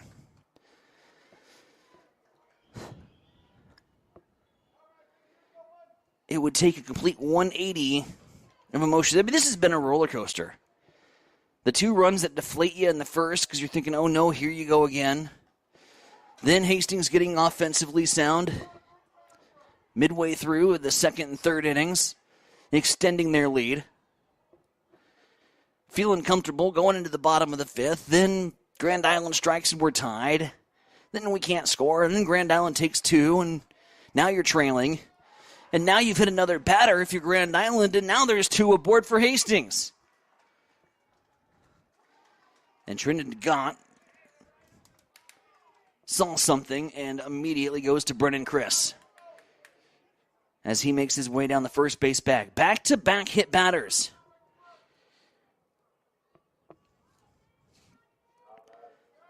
This one's going in my book at the end of this broadcasting career. This one will go down in the book.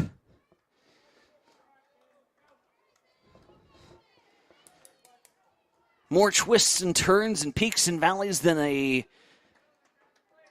100-mile-an-hour roller coaster at Worlds of Fun. This is baseball, American Legion Baseball here on Extreme Sports. Brennan Chris coming to the plate.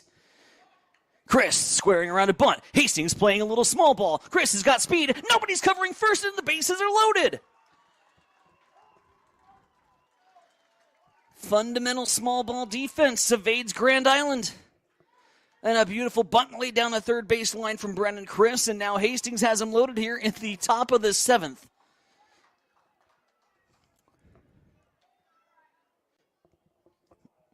Practice your breathing if you're listening or watching at home. Clayton R.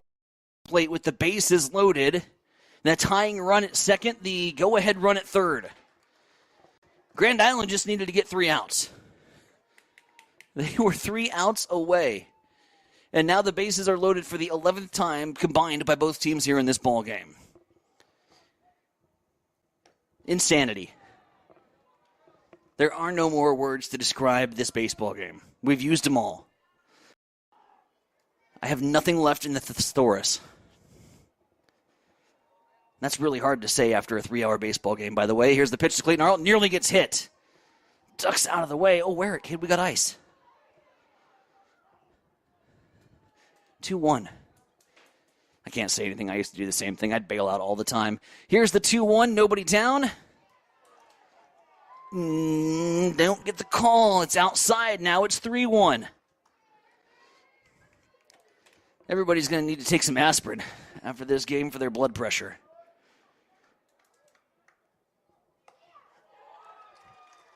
Ball 4.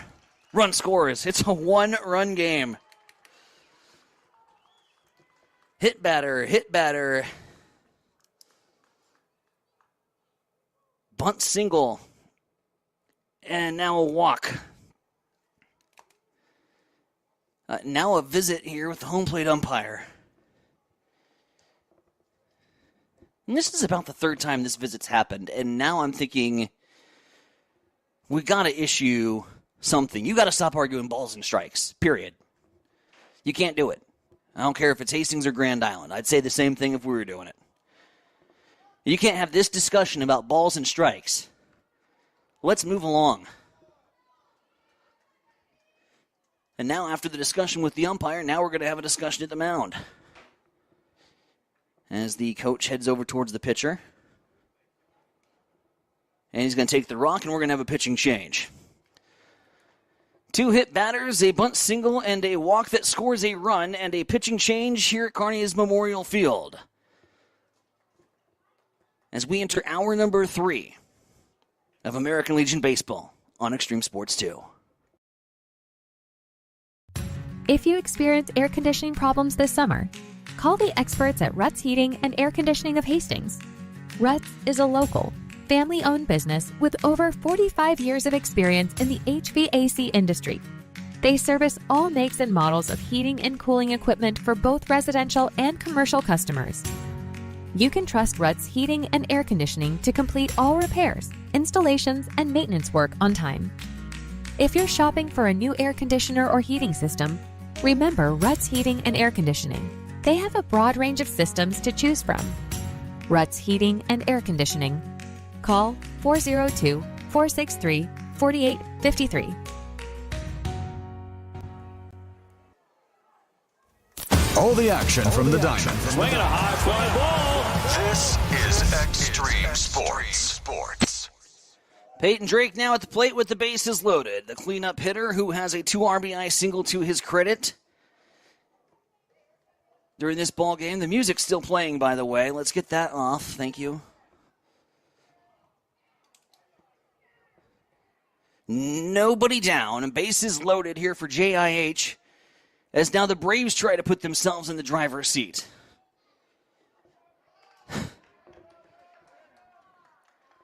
In a game that's had everything and lacked nothing. Hastings trying to retake the lead after surrendering it in the most gut-wrenching fashion possible. Big opportunity. Okay, so now we know what the discussion was about. They were not arguing balls and strikes. It was whether or not Karsten Cook could re-enter into the game, and indeed he has with the pitch count that he still had. So apologies for thinking that they were arguing balls and strikes. I had no vantage point from this point up here in the press box other than to think that that was the case. Because it has been tight and it has been chippy on the strike zone all night, so that was my assumption, but clearly the discussion whether or not they could enter Cook. So I will eat crow on that one. Here's 1-2. 9-8, your score. Peyton Drake trying to put one in play and give Hastings the lead again. And then put Grand Island under pressure again.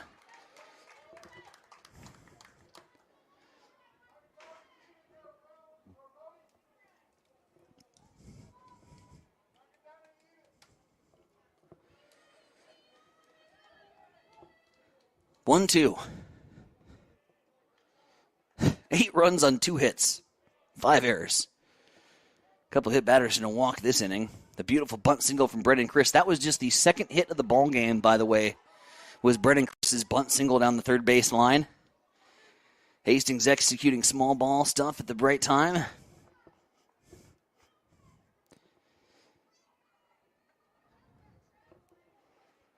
And here's the 2-2. Cook trying for a strikeout. They wanted to save Cook after they retook the lead, did Grand Island, thinking, let's save him for Tuesday. Well, once Hastings loaded up the bases and scored a run, the old adage, right? Got to throw everything at it today and just figure it out tomorrow. Been all over the place. And Cook's going to hit Drake, and we are tied. 9 runs apiece between the Braves and GI, 5 points. And that will bring up Owen Ablett to the plate. And Ablett for an opportunity to replay the role as hero after walking in 2 runs that gave Grand Island the lead. All the scenarios that you just write in your head, the storylines. And every time you think you've kind of put the finishing touches on the storyline in this ball game, the opposition has said nay. And baseball continues. 9-9. Here's the Turvey affair. Again, Hastings had a 7-2 lead going into the bottom of the 5th inning. You felt comfortable. You were wrong. And here we go. Bases juice for Owen Ablett. First pitch strike. Nobody down. Could be a big, big inning for Hastings.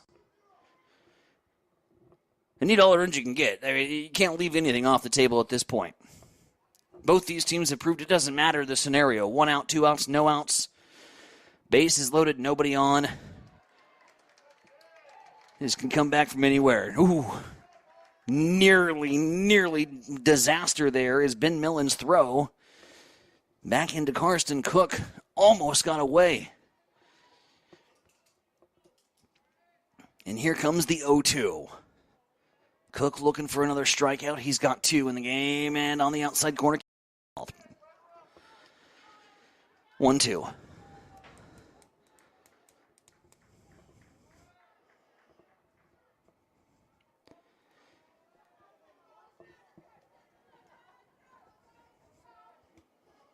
Hope you guys didn't have dinner plans as we listened into tonight's broadcast. Slow roller towards the pitcher. Cook's going to come home with it. 4, they're going to go back to 3, but the ball's over his head. The ball's over his head. They were trying to go 1, 2, 3 for the double play, but they sail it over the first baseman's head, and now Hastings has the lead. Big defensive miscue trying to make a play.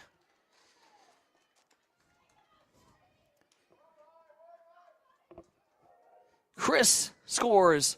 Arlt scores. No, Chris was out. Arlt comes around to score. Okay.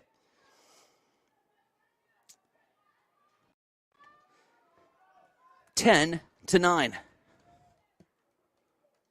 Are you kidding me?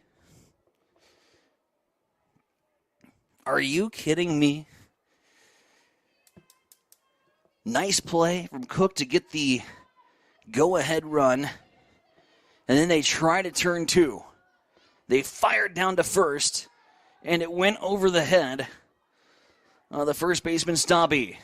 Now, again, struggling just to get the... These guys are gassed. I mean, they're struggling to get the ball back to the pitcher. This has been a mentally, physically demanding, grueling baseball game. And oh, by the way, it's humid as hell out there today. That ain't helping. Everybody's heading towards the ice bath after this game. There is a blazy fly ball out towards left field, and Pearls foul.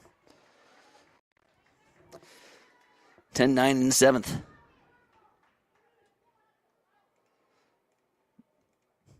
Hastings and Grand Island are playing a baseball game. You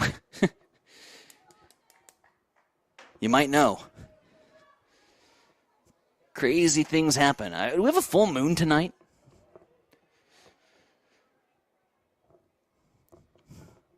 Not Friday the 13th. Just a normal Hastings Grand Island baseball game. Throw back to first, slides back in time. Again, we thank you for joining us, whether you're checking us out via the YouTube channel on Extreme Sports 2, whether you're listening to us on the Extreme Sports app, watching on the Roku channel. It's been wild. Pitch upstairs here on Gus Hamburger. Big Gus so far. Sacrifice, bunt. Popped out to the catcher, walked, struck out.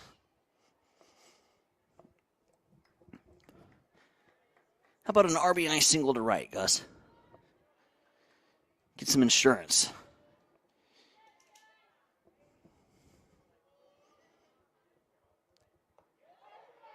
Breaking ball in there for a strike. 1-2. And again, Cook has to jump up to a hop to grab the throw back in from the catcher. Can you imagine trying to catch this game tonight? Good Lord. Physically demanding. Cook. Breaking ball that doesn't break. Stays upstairs. Ball 2. 2 balls, 2 strikes, 2 on. With first baseman Gus Hamburger at the plate. Another throwback to first. Very, very concerned about the runner over there at the first base bag.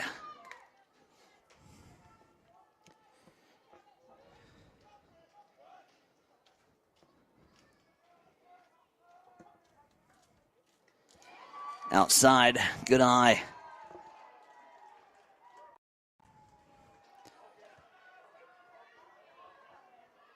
I feel like you're just riding a little wave here with the momentum of the Hastings fans over here on my right side.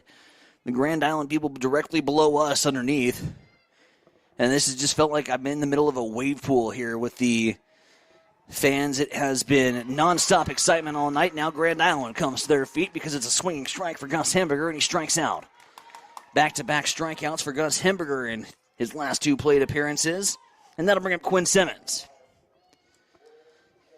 Simmons has reached twice via an error. In other words, he's put the ball in play and good things have happened. Put the ball in play again. We got a runner at third and need an insurance run. A 1-run lead for the Braves. And I'll say it, the wackiest game so far this year in American Legion baseball. Up and down, back and forth. Seesaw.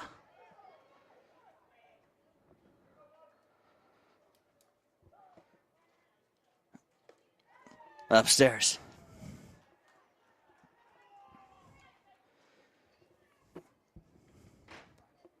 And still the nerves about thinking about the bottom of the 7th.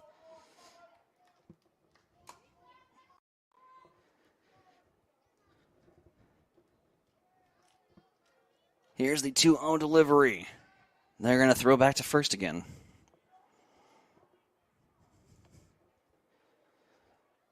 Can see why that rule was adjusted in Major League Baseball. Let's go. 2-0. 2 down. Pitch upstairs. And now Cook in danger of walking. The bases loaded. Cook, who came in relief, is now going to be doing pitch 95.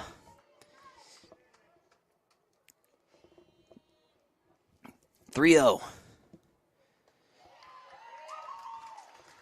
The 3-0 is across the middle for a strike.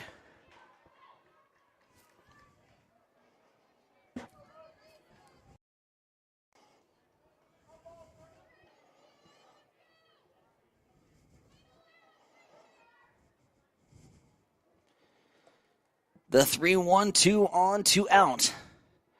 The pitch to Simmons. Inside. No! They're going to bring him back. Oh, that nearly took the button off his jersey, but it's a called strike.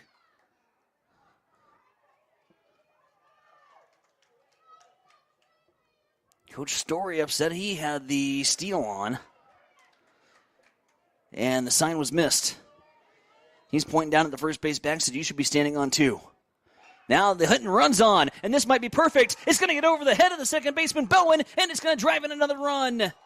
And now the throw gets away from third, and the runner from first is going to come all the way around to score, and Hastings scores 2 on the play. The RBI single, and then the error that scores Owen Ablett, and Hastings strikes for 2 more. A 5-run top of the 7th, and a 12-8 lead.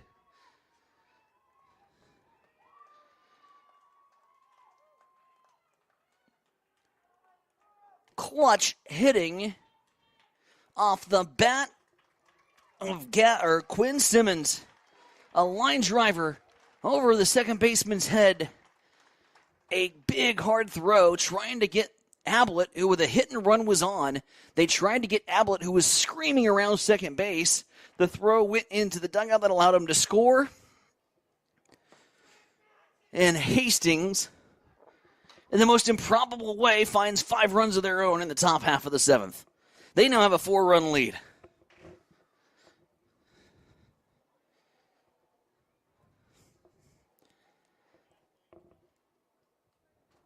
This is something else.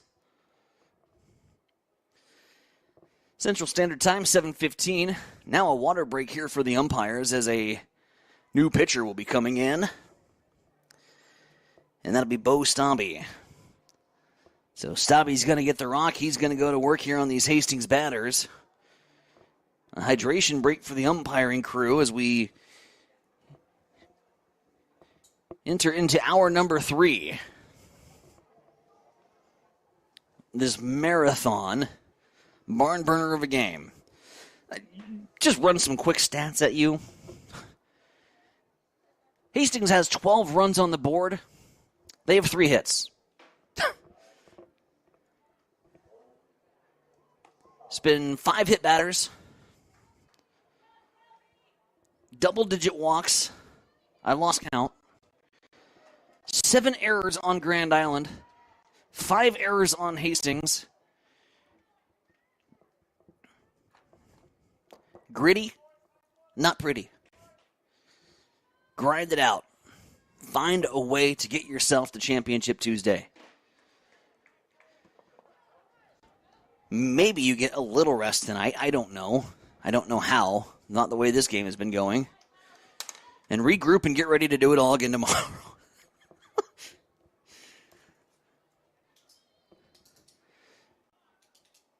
Again, Hastings would need to win 2 games tomorrow to win the area championship. Kearney Post 52 is in the driver's seat. They're in the title game irregardless of the outcome tonight. And here comes Stabby to pitch, as they'll look for their first baseman to just throw some strikes here. Game time is scheduled for 4 o'clock tomorrow. Again, against it's either Kearney Post 52 or GI Dinsdale. If Dinsdale wins, it'll be Hastings and Grand Island in a rematch. If Kearney wins, Hastings would have to beat a very, very talented Kearney Post 52 team twice.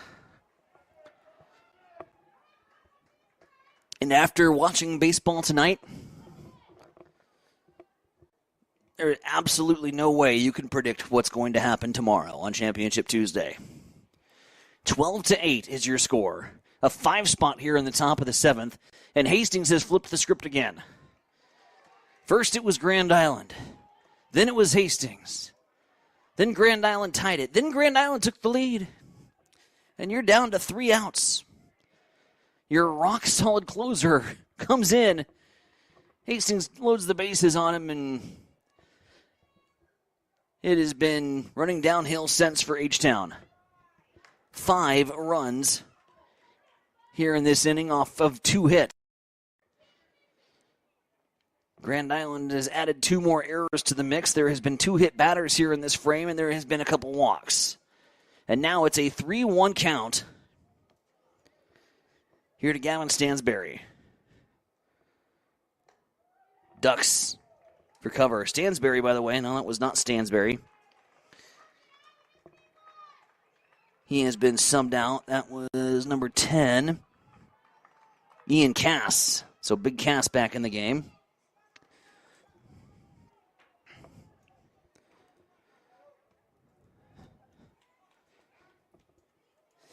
And Jackson Brooks now heads to the plate.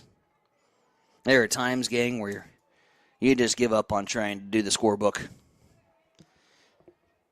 Call it with raw, pure emotion. Let's do it. This is an absolute mess of a scorebook. Here comes Jackson Brooks to the plate.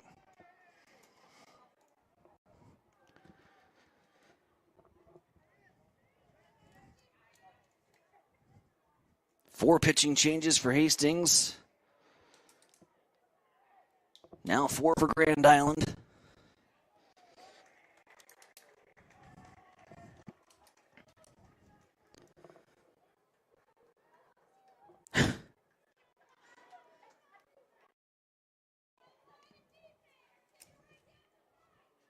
We're just trying to keep track of everything. 12-9, your new score.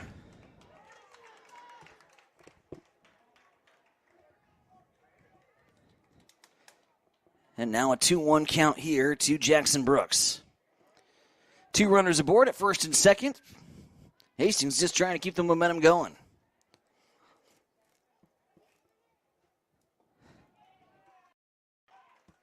Stabby misses the mark, throws inside on Brooks. Can you imagine? Brooks, who, by the way, led off this inning. If he can get back on board for the top of the order to do their thing once again.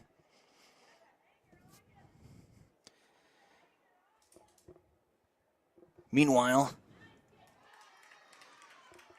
Dinsdale and Kearney Post 52, they've been watching a while. They're starting to get a little... In fact, some Dinsdale guys went and probably got an extra workout in. Their whole rhythm will be in a funk tonight as they've hung around and waited for this one to get going. There's a 3-hour gap between games, and we didn't get it. Runners breaking on the play, striking out on a pitch on the outside corner, and Jackson Brooks goes down. And Grand Island is finally out of the inning, but not before Hastings retakes the lead.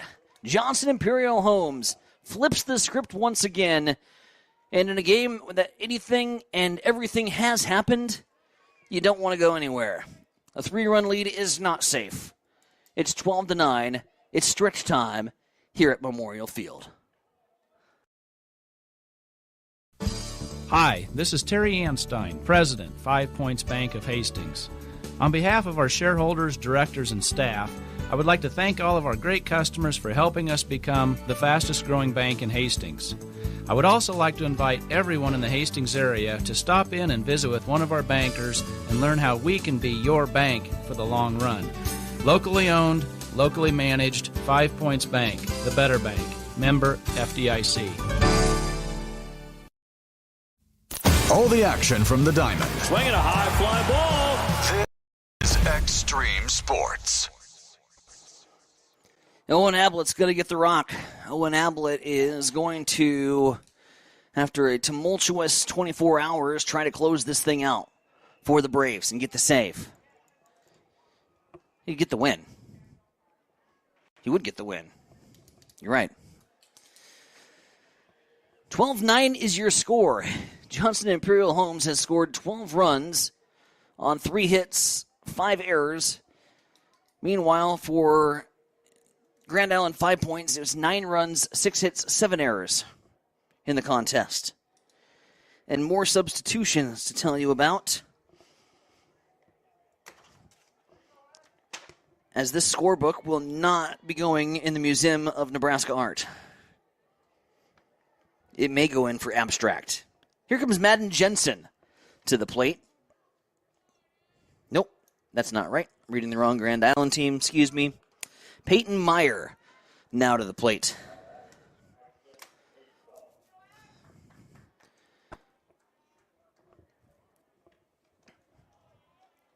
Hastings trying to close the door on one for the history books in terms of baseball broadcasts over the years.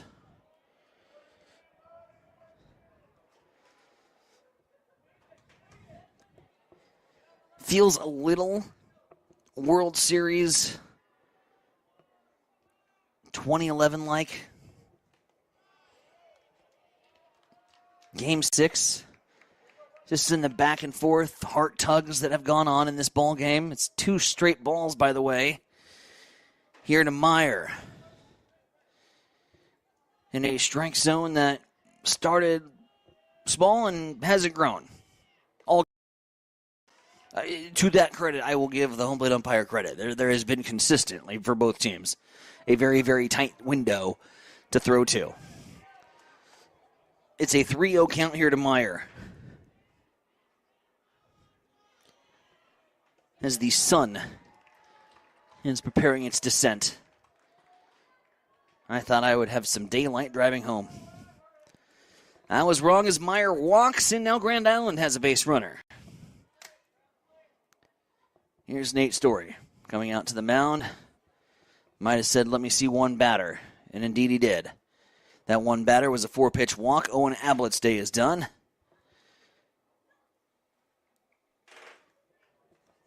New Brave to get the ball. We'll tell you about the 5th pitching change here for the Braves as our Legion Baseball coverage continues here on the Extreme Sports Network.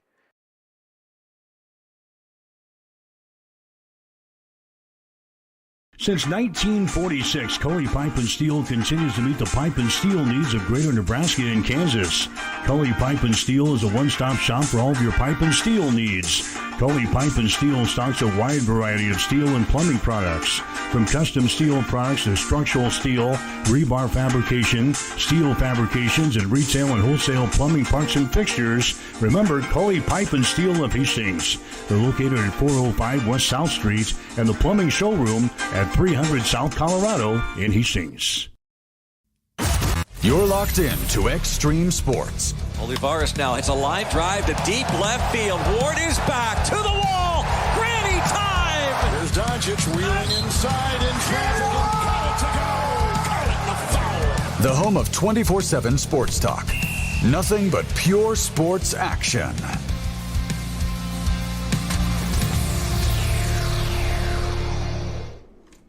Hastings is going to give the ball back to Clayton Arlt, who came out and he was one pitch away from essentially giving Hastings some real big breathing room. That was back in the 5-run fifth. And there was 2 strikes and 2 down with the bases loaded, and Hastings was literally one strike away from ending that inning with no damage done. And then we all know what happened after that. Grand Island took the lead. Grand Island tied it, then took the lead in the 6th. Hastings strikes back with 5 of their own in the 7th. And now Grand Island down by 3 has the tying run in the on-deck circle. Nobody down. And needing to throw strikes. Arlt has the 0-1 advantage. Second pitch, inside corner. You bet. Strike 2. Meyer at first.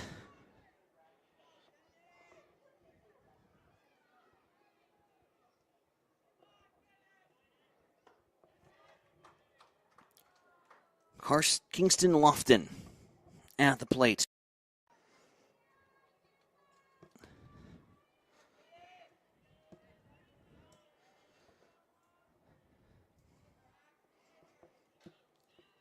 One, two, nobody down.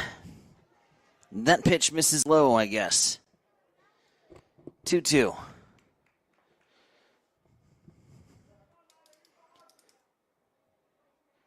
Drama and Kearney here at Memorial Field. A7 Juniors tournament. On and missed, and that's a big strikeout for Clayton Arlt. Kingston Lofton. He goes down on strikes for the second straight time. And now top of the order for Grand Island.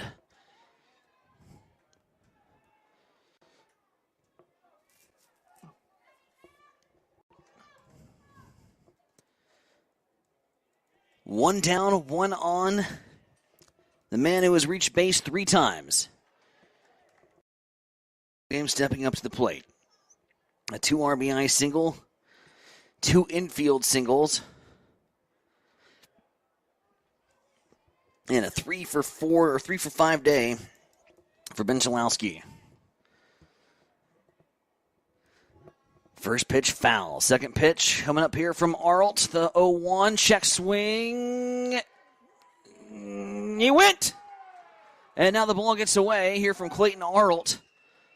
Oh, and Grand Island is not going to be happy with that call from Jim Langham on the first base line. That was very, very, very delayed.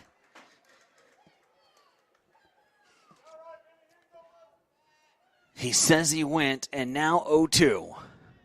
Clayton rocks and fires. Throws it outside.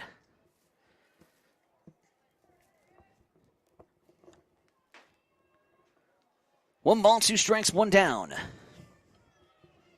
Here in a 12-9 winner to championship Tuesday, loser eliminated scenario.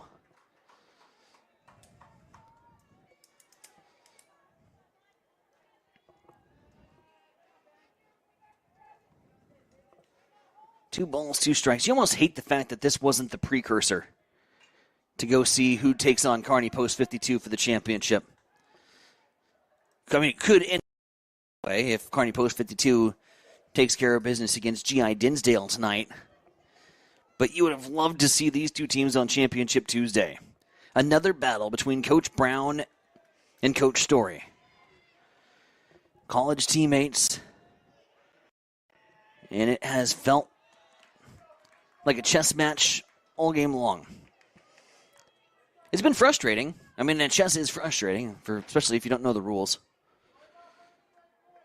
Chess is pretty frustrating. It's been a frustrating afternoon, evening, now night. Here for these two squads. Just pitchers struggling to find the zone, but now Clayton Arlt says, I'm going to take that storyline and turn it on its head. He's got back-to-back strikeouts as Ben Chalowski goes down on strikes. And now Bodie Millen, his most recent AB, a strikeout. And a big spot here for Clayton Arlt. 2 down. 3-run lead, runner at first. The tying run still standing in the on-deck circle.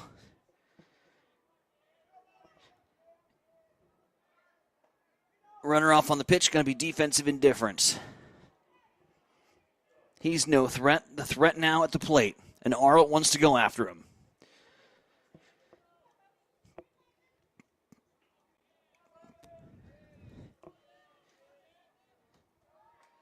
Hastings will have to figure it out twice tomorrow if they're able to hang on in terms of their pitching. If you can get good strikes, it doesn't matter, but the bullpens have been exhausted here in this one.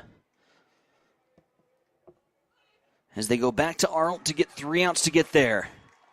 And he's got 2 strikes here on Bodie. The 1-2. Hastings trying to find a way. Clayton looks in. The pitch from Arlt. Fouled back. Staying alive.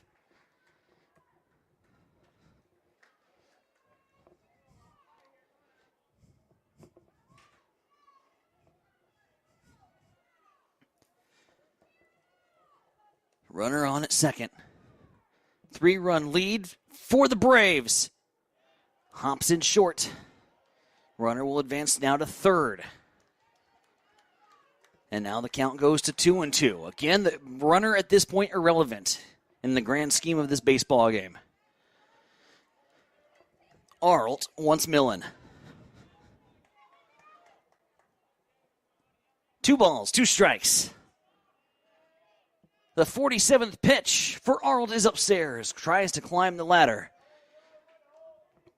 Millen holds. And now it's full.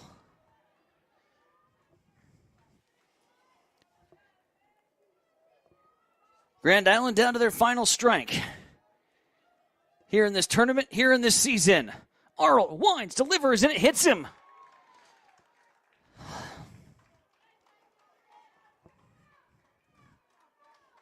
Put the bunny back in the box. We're not celebrating yet.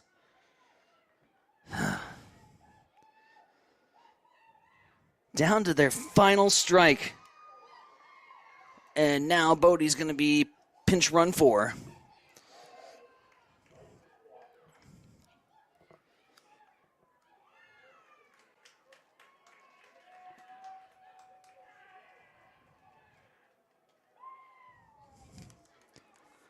Runners at the corners. Bryson Walker at the plate. Gangwish in the on-deck circle. You don't want to bring up the big cleanup hitter for Grand Island. Bryson led off this game with a ringing double. He's also tallied an RBI single to his credit here. Reached on an error. That error put the go-ahead run in at the time. That seems like a long time ago. Because here we are, bottom of 7th, down to their final out, foul ball towards the left field side, nearly hit the lights.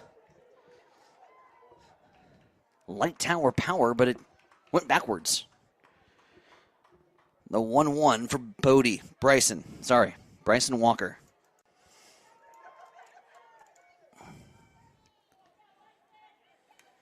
Two on, 2 out, here in a 3-run Hastings lead. Ball put in play. This one is going to find some green. A single out to center. And now Hastings nearly has the runner caught in a rundown. He got way too far off the second base bag. Had to slide back in. But Walker delivers an RBI single, and it's now 12-10.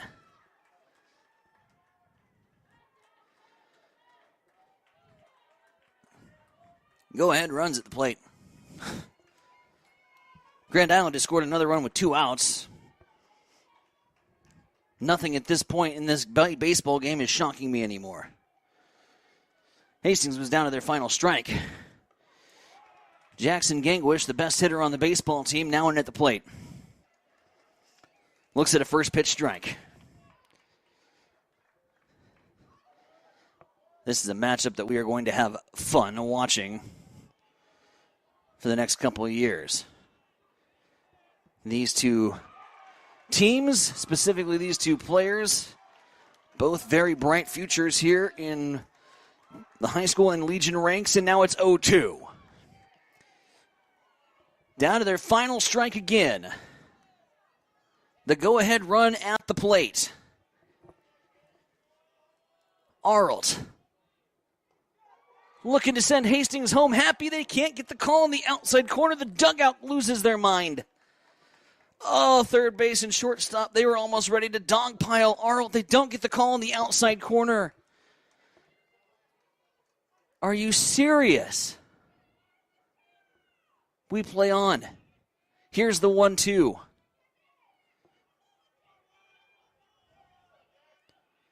Arlt delivers.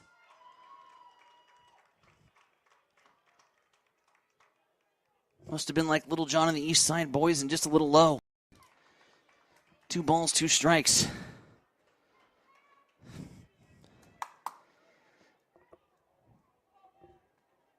Deuce is wild. 2-2 count. 2 out, 2 on. Swung on and missed. Play Gloria. Hastings wins. The marathon is over. JIH flips the script and then in the end shows resilience. And in one of the best played games you're going to see all season, finds a way to win it over Grand Island. 12-7. It was not pretty. It was not the most beautiful baseball we've ever seen on the diamond. But Hastings Johnson Imperial Homes has played their way into Championship Tuesday. Incredible game tonight here at Memorial Field. There is so much to unpack tonight, and we're going to try to do our best when we return. Final score, Hastings 12, Grand Island 10. Exhale. The Braves will play tomorrow. Johnson Imperial Homes is a fifth-generation builder, building with quality in Central Nebraska since 1918. They offer a diverse background of contracting services, residential and commercial land development, residential and commercial construction, as well as commercial office and retail space solutions. Using their design, build, and customer-first approach, let them guide you through your next project from start to finish using quality materials, sound construction techniques, and unmatched client service. Johnson Imperial Homes, working for you yesterday, today, and tomorrow. If you experience air conditioning problems this summer, call the experts at Ruts Heating and Air Conditioning of Hastings. Ruts is a local, family-owned business with over 45 years of experience in the HVAC industry. They service all makes and models of heating and cooling equipment for both residential and commercial customers. You can trust Ruts Heating and Air Conditioning to complete all repairs, installations, and maintenance work on time. If you're shopping for a new air conditioner or heating system, remember Ruts Heating and Air Conditioning. They have a broad range of systems to choose from. Ruts Heating and Air Conditioning. Call 402-463-4853. Hi, this is Terry Anstein, President, 5 Points Bank of Hastings. On behalf of our shareholders, directors, and staff, I would like to thank all of our great customers for helping us become the fastest growing bank in Hastings. I would also like to invite everyone in the Hastings area to stop in and visit with one of our bankers and learn how we can be your bank for the long run. Locally owned, locally managed, 5 Points Bank, the better bank. Member FDIC.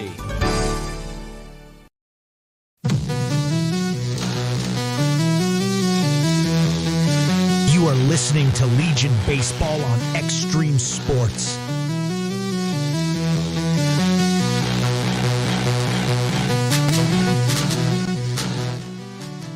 It's all smiles for the Hastings-Johnson Imperial Homes Braves. It is now. It wasn't always throughout the course of this 7-inning affair tonight. Anxious moments, aggravated moments, ups and downs, gut punches. It was the roller coaster ride of all roller coaster rides, and it's the sport that we know and love as baseball. A flipped script in multiple ways by multiple teams tonight. A 2-run lead right out of the get-go after the Braves left the bases loaded in the top half of the first. Okay, that was our opportunity to jump on them, and now Grand Island has jumped on Hastings. Hastings came back, battled back. They loaded the bases 4 times in 4 innings, the first 4 innings. They score 3 in the second, 3 in the third, ultimately pick up a run in the fourth, and that's a 7-2 lead, and you're comfortable. You're comfortable. Grand Island had scored 3 goose eggs on the scoreboard heading into the bottom of the 5th, and you're comfortable. You have 2 outs, a 5-run lead, and then the floodgates open up. The walks start happening. A couple more balls get booted. Grand Island finds a way to score 5, and it's 7-7. And if that knot didn't get twisted enough, then the next gut punch came in the bottom of the 6th when Grand Island got the go-ahead and then the second run across for some insurance. 9-7 at that point. You got 3 outs to play with. And Hastings found a way. Hastings put traffic on the base paths early on. They were aggressive. They took advantage of some miscues. Some misplayed balls. 2 errors. And 2 errors that, I'm going to say this. Those aren't bad errors that Grand Island made in the 7th inning. They're trying to make a play. They're trying to win the game. Making the double play. The play over at the plate where they threw it high on first. Just trying to get 1 extra out when outs were, quite frankly, at a premium all night long. The play in from right center. Trying to get Ablett over at third. Misses. Can't fault guys for trying to make plays. Can't fault Grand Island tonight. Hats off. Grand Island played their butts off tonight and nearly took one from Hastings. And I wouldn't have been surprised if they did. Wouldn't have been surprised if they wouldn't have come back in the bottom of the 7th. That's the way this game was played all night long. In the end, Hastings found a way. And that's all that's important here tonight. Hastings came from behind twice after surrendering a big lead and put together a big top of the 7th inning. Scoring 5, giving yourself just enough insurance. Clayton Arlt. Kid comes back after getting rocked up a little bit in that 5th. Gets the rock and just shoves. Gets some big strikeouts to get Hastings the big victory. 12-10. The Braves have found a way. A wild affair here tonight. Let's get the box score on this baby. All told for Johnson Imperial Homes, it was 12 runs on, they're going to call it 4 hits here on Game Changer. The official scoring on the board says 3. I don't know. We'll go with 4. I like when we give Hastings more hits. 12 runs, 4 hits, 5 errors. For Grand Island, 5 points, 10 runs, 8 hits, 6 errors. So they take and tack away that 7th error and give GI 6. That's the team line score. Individual numbers, goodness gracious. Brooks was hit by the pitch twice tonight. Stansberry was hit by a pitch. Ablett hit by a pitch. Drake hit by a pitch. DeGott, 2, 3, 4, 5, 6 batters were hit by pitches. Peyton Drake works 4 innings, allows 5 hits and 3 runs. Owen Ablett is going to end up getting the win. 1 inning of work and relief and 3 earned runs. How about Clayton Arnold working 1 and 2 and getting the ball in the 7th to finish off the work for Owen Ablett. Ablett gets redemption after a night ago. He gets a win in his stats. Arnold gets the big save. And for Grand Island, 5 points. The lone extra base hit, the double by Walker. Other than that, it was similar situations. Getting aboard via the walk. Stealing some bases. Chalowski scored 2 bases tonight. Inks was hit by the pitch twice. Milan once, so just 3 hit batters. Grand Island walked 11 batters tonight. Hastings. Other way around. Grand Island walked 14 batters. Hastings 11 tonight. 25 total walks. In the game again, that just had anything and everything here in this one. Let's go through and get some individual accolades for you. Brennan Chris, 1 for 3 on the day with an RBI. Peyton Drake, 1 for 3 with 3 RBIs. Simmons, 1 for 5 with an RBI and 2 runs scored. And Jackson Brooks, 1 for 3, 2 runs scored in the ball game. 12-10. To even try to describe what we witnessed tonight, watched, listened to, can only be described with one word. And that one word is baseball. And we hope you enjoyed tonight's broadcast. We will see you again tomorrow. Johnson Imperial Homes Braves baseball right back here on Extreme Sports 2. We will be playing either G.I. Dinsdale or Kearney Post 52. Should Kearney Post 52 win this one tonight over Dinsdale, then Johnson Imperial Homes, the Braves, would have to beat Kearney twice. If it's G.I. Dinsdale, one game to decide who plays in the championship. And that championship would then be a winner-take-all because everybody would have one loss. As of right now, Kearney still controls their own destiny and would like that champion's advantage if they work their way through the rest of the bracket here tonight. And a game that will get over well into the early morning hours. Or because it's baseball, could last an hour and 30 minutes. Our official game time, 3 hours and 46 minutes of American Legion baseball in its most pure form. Back and forth and fun. And we hope you had fun listening tonight.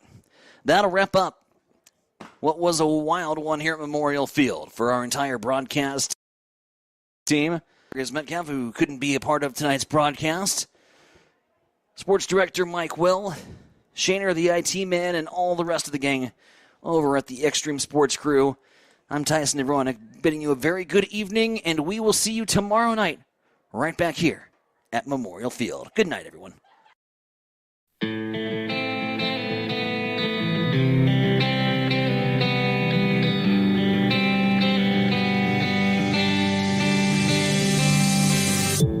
You have been listening to an exclusive presentation by Extreme Sports. If you missed portions of today's game, you can download our podcast on x-streamsports.com.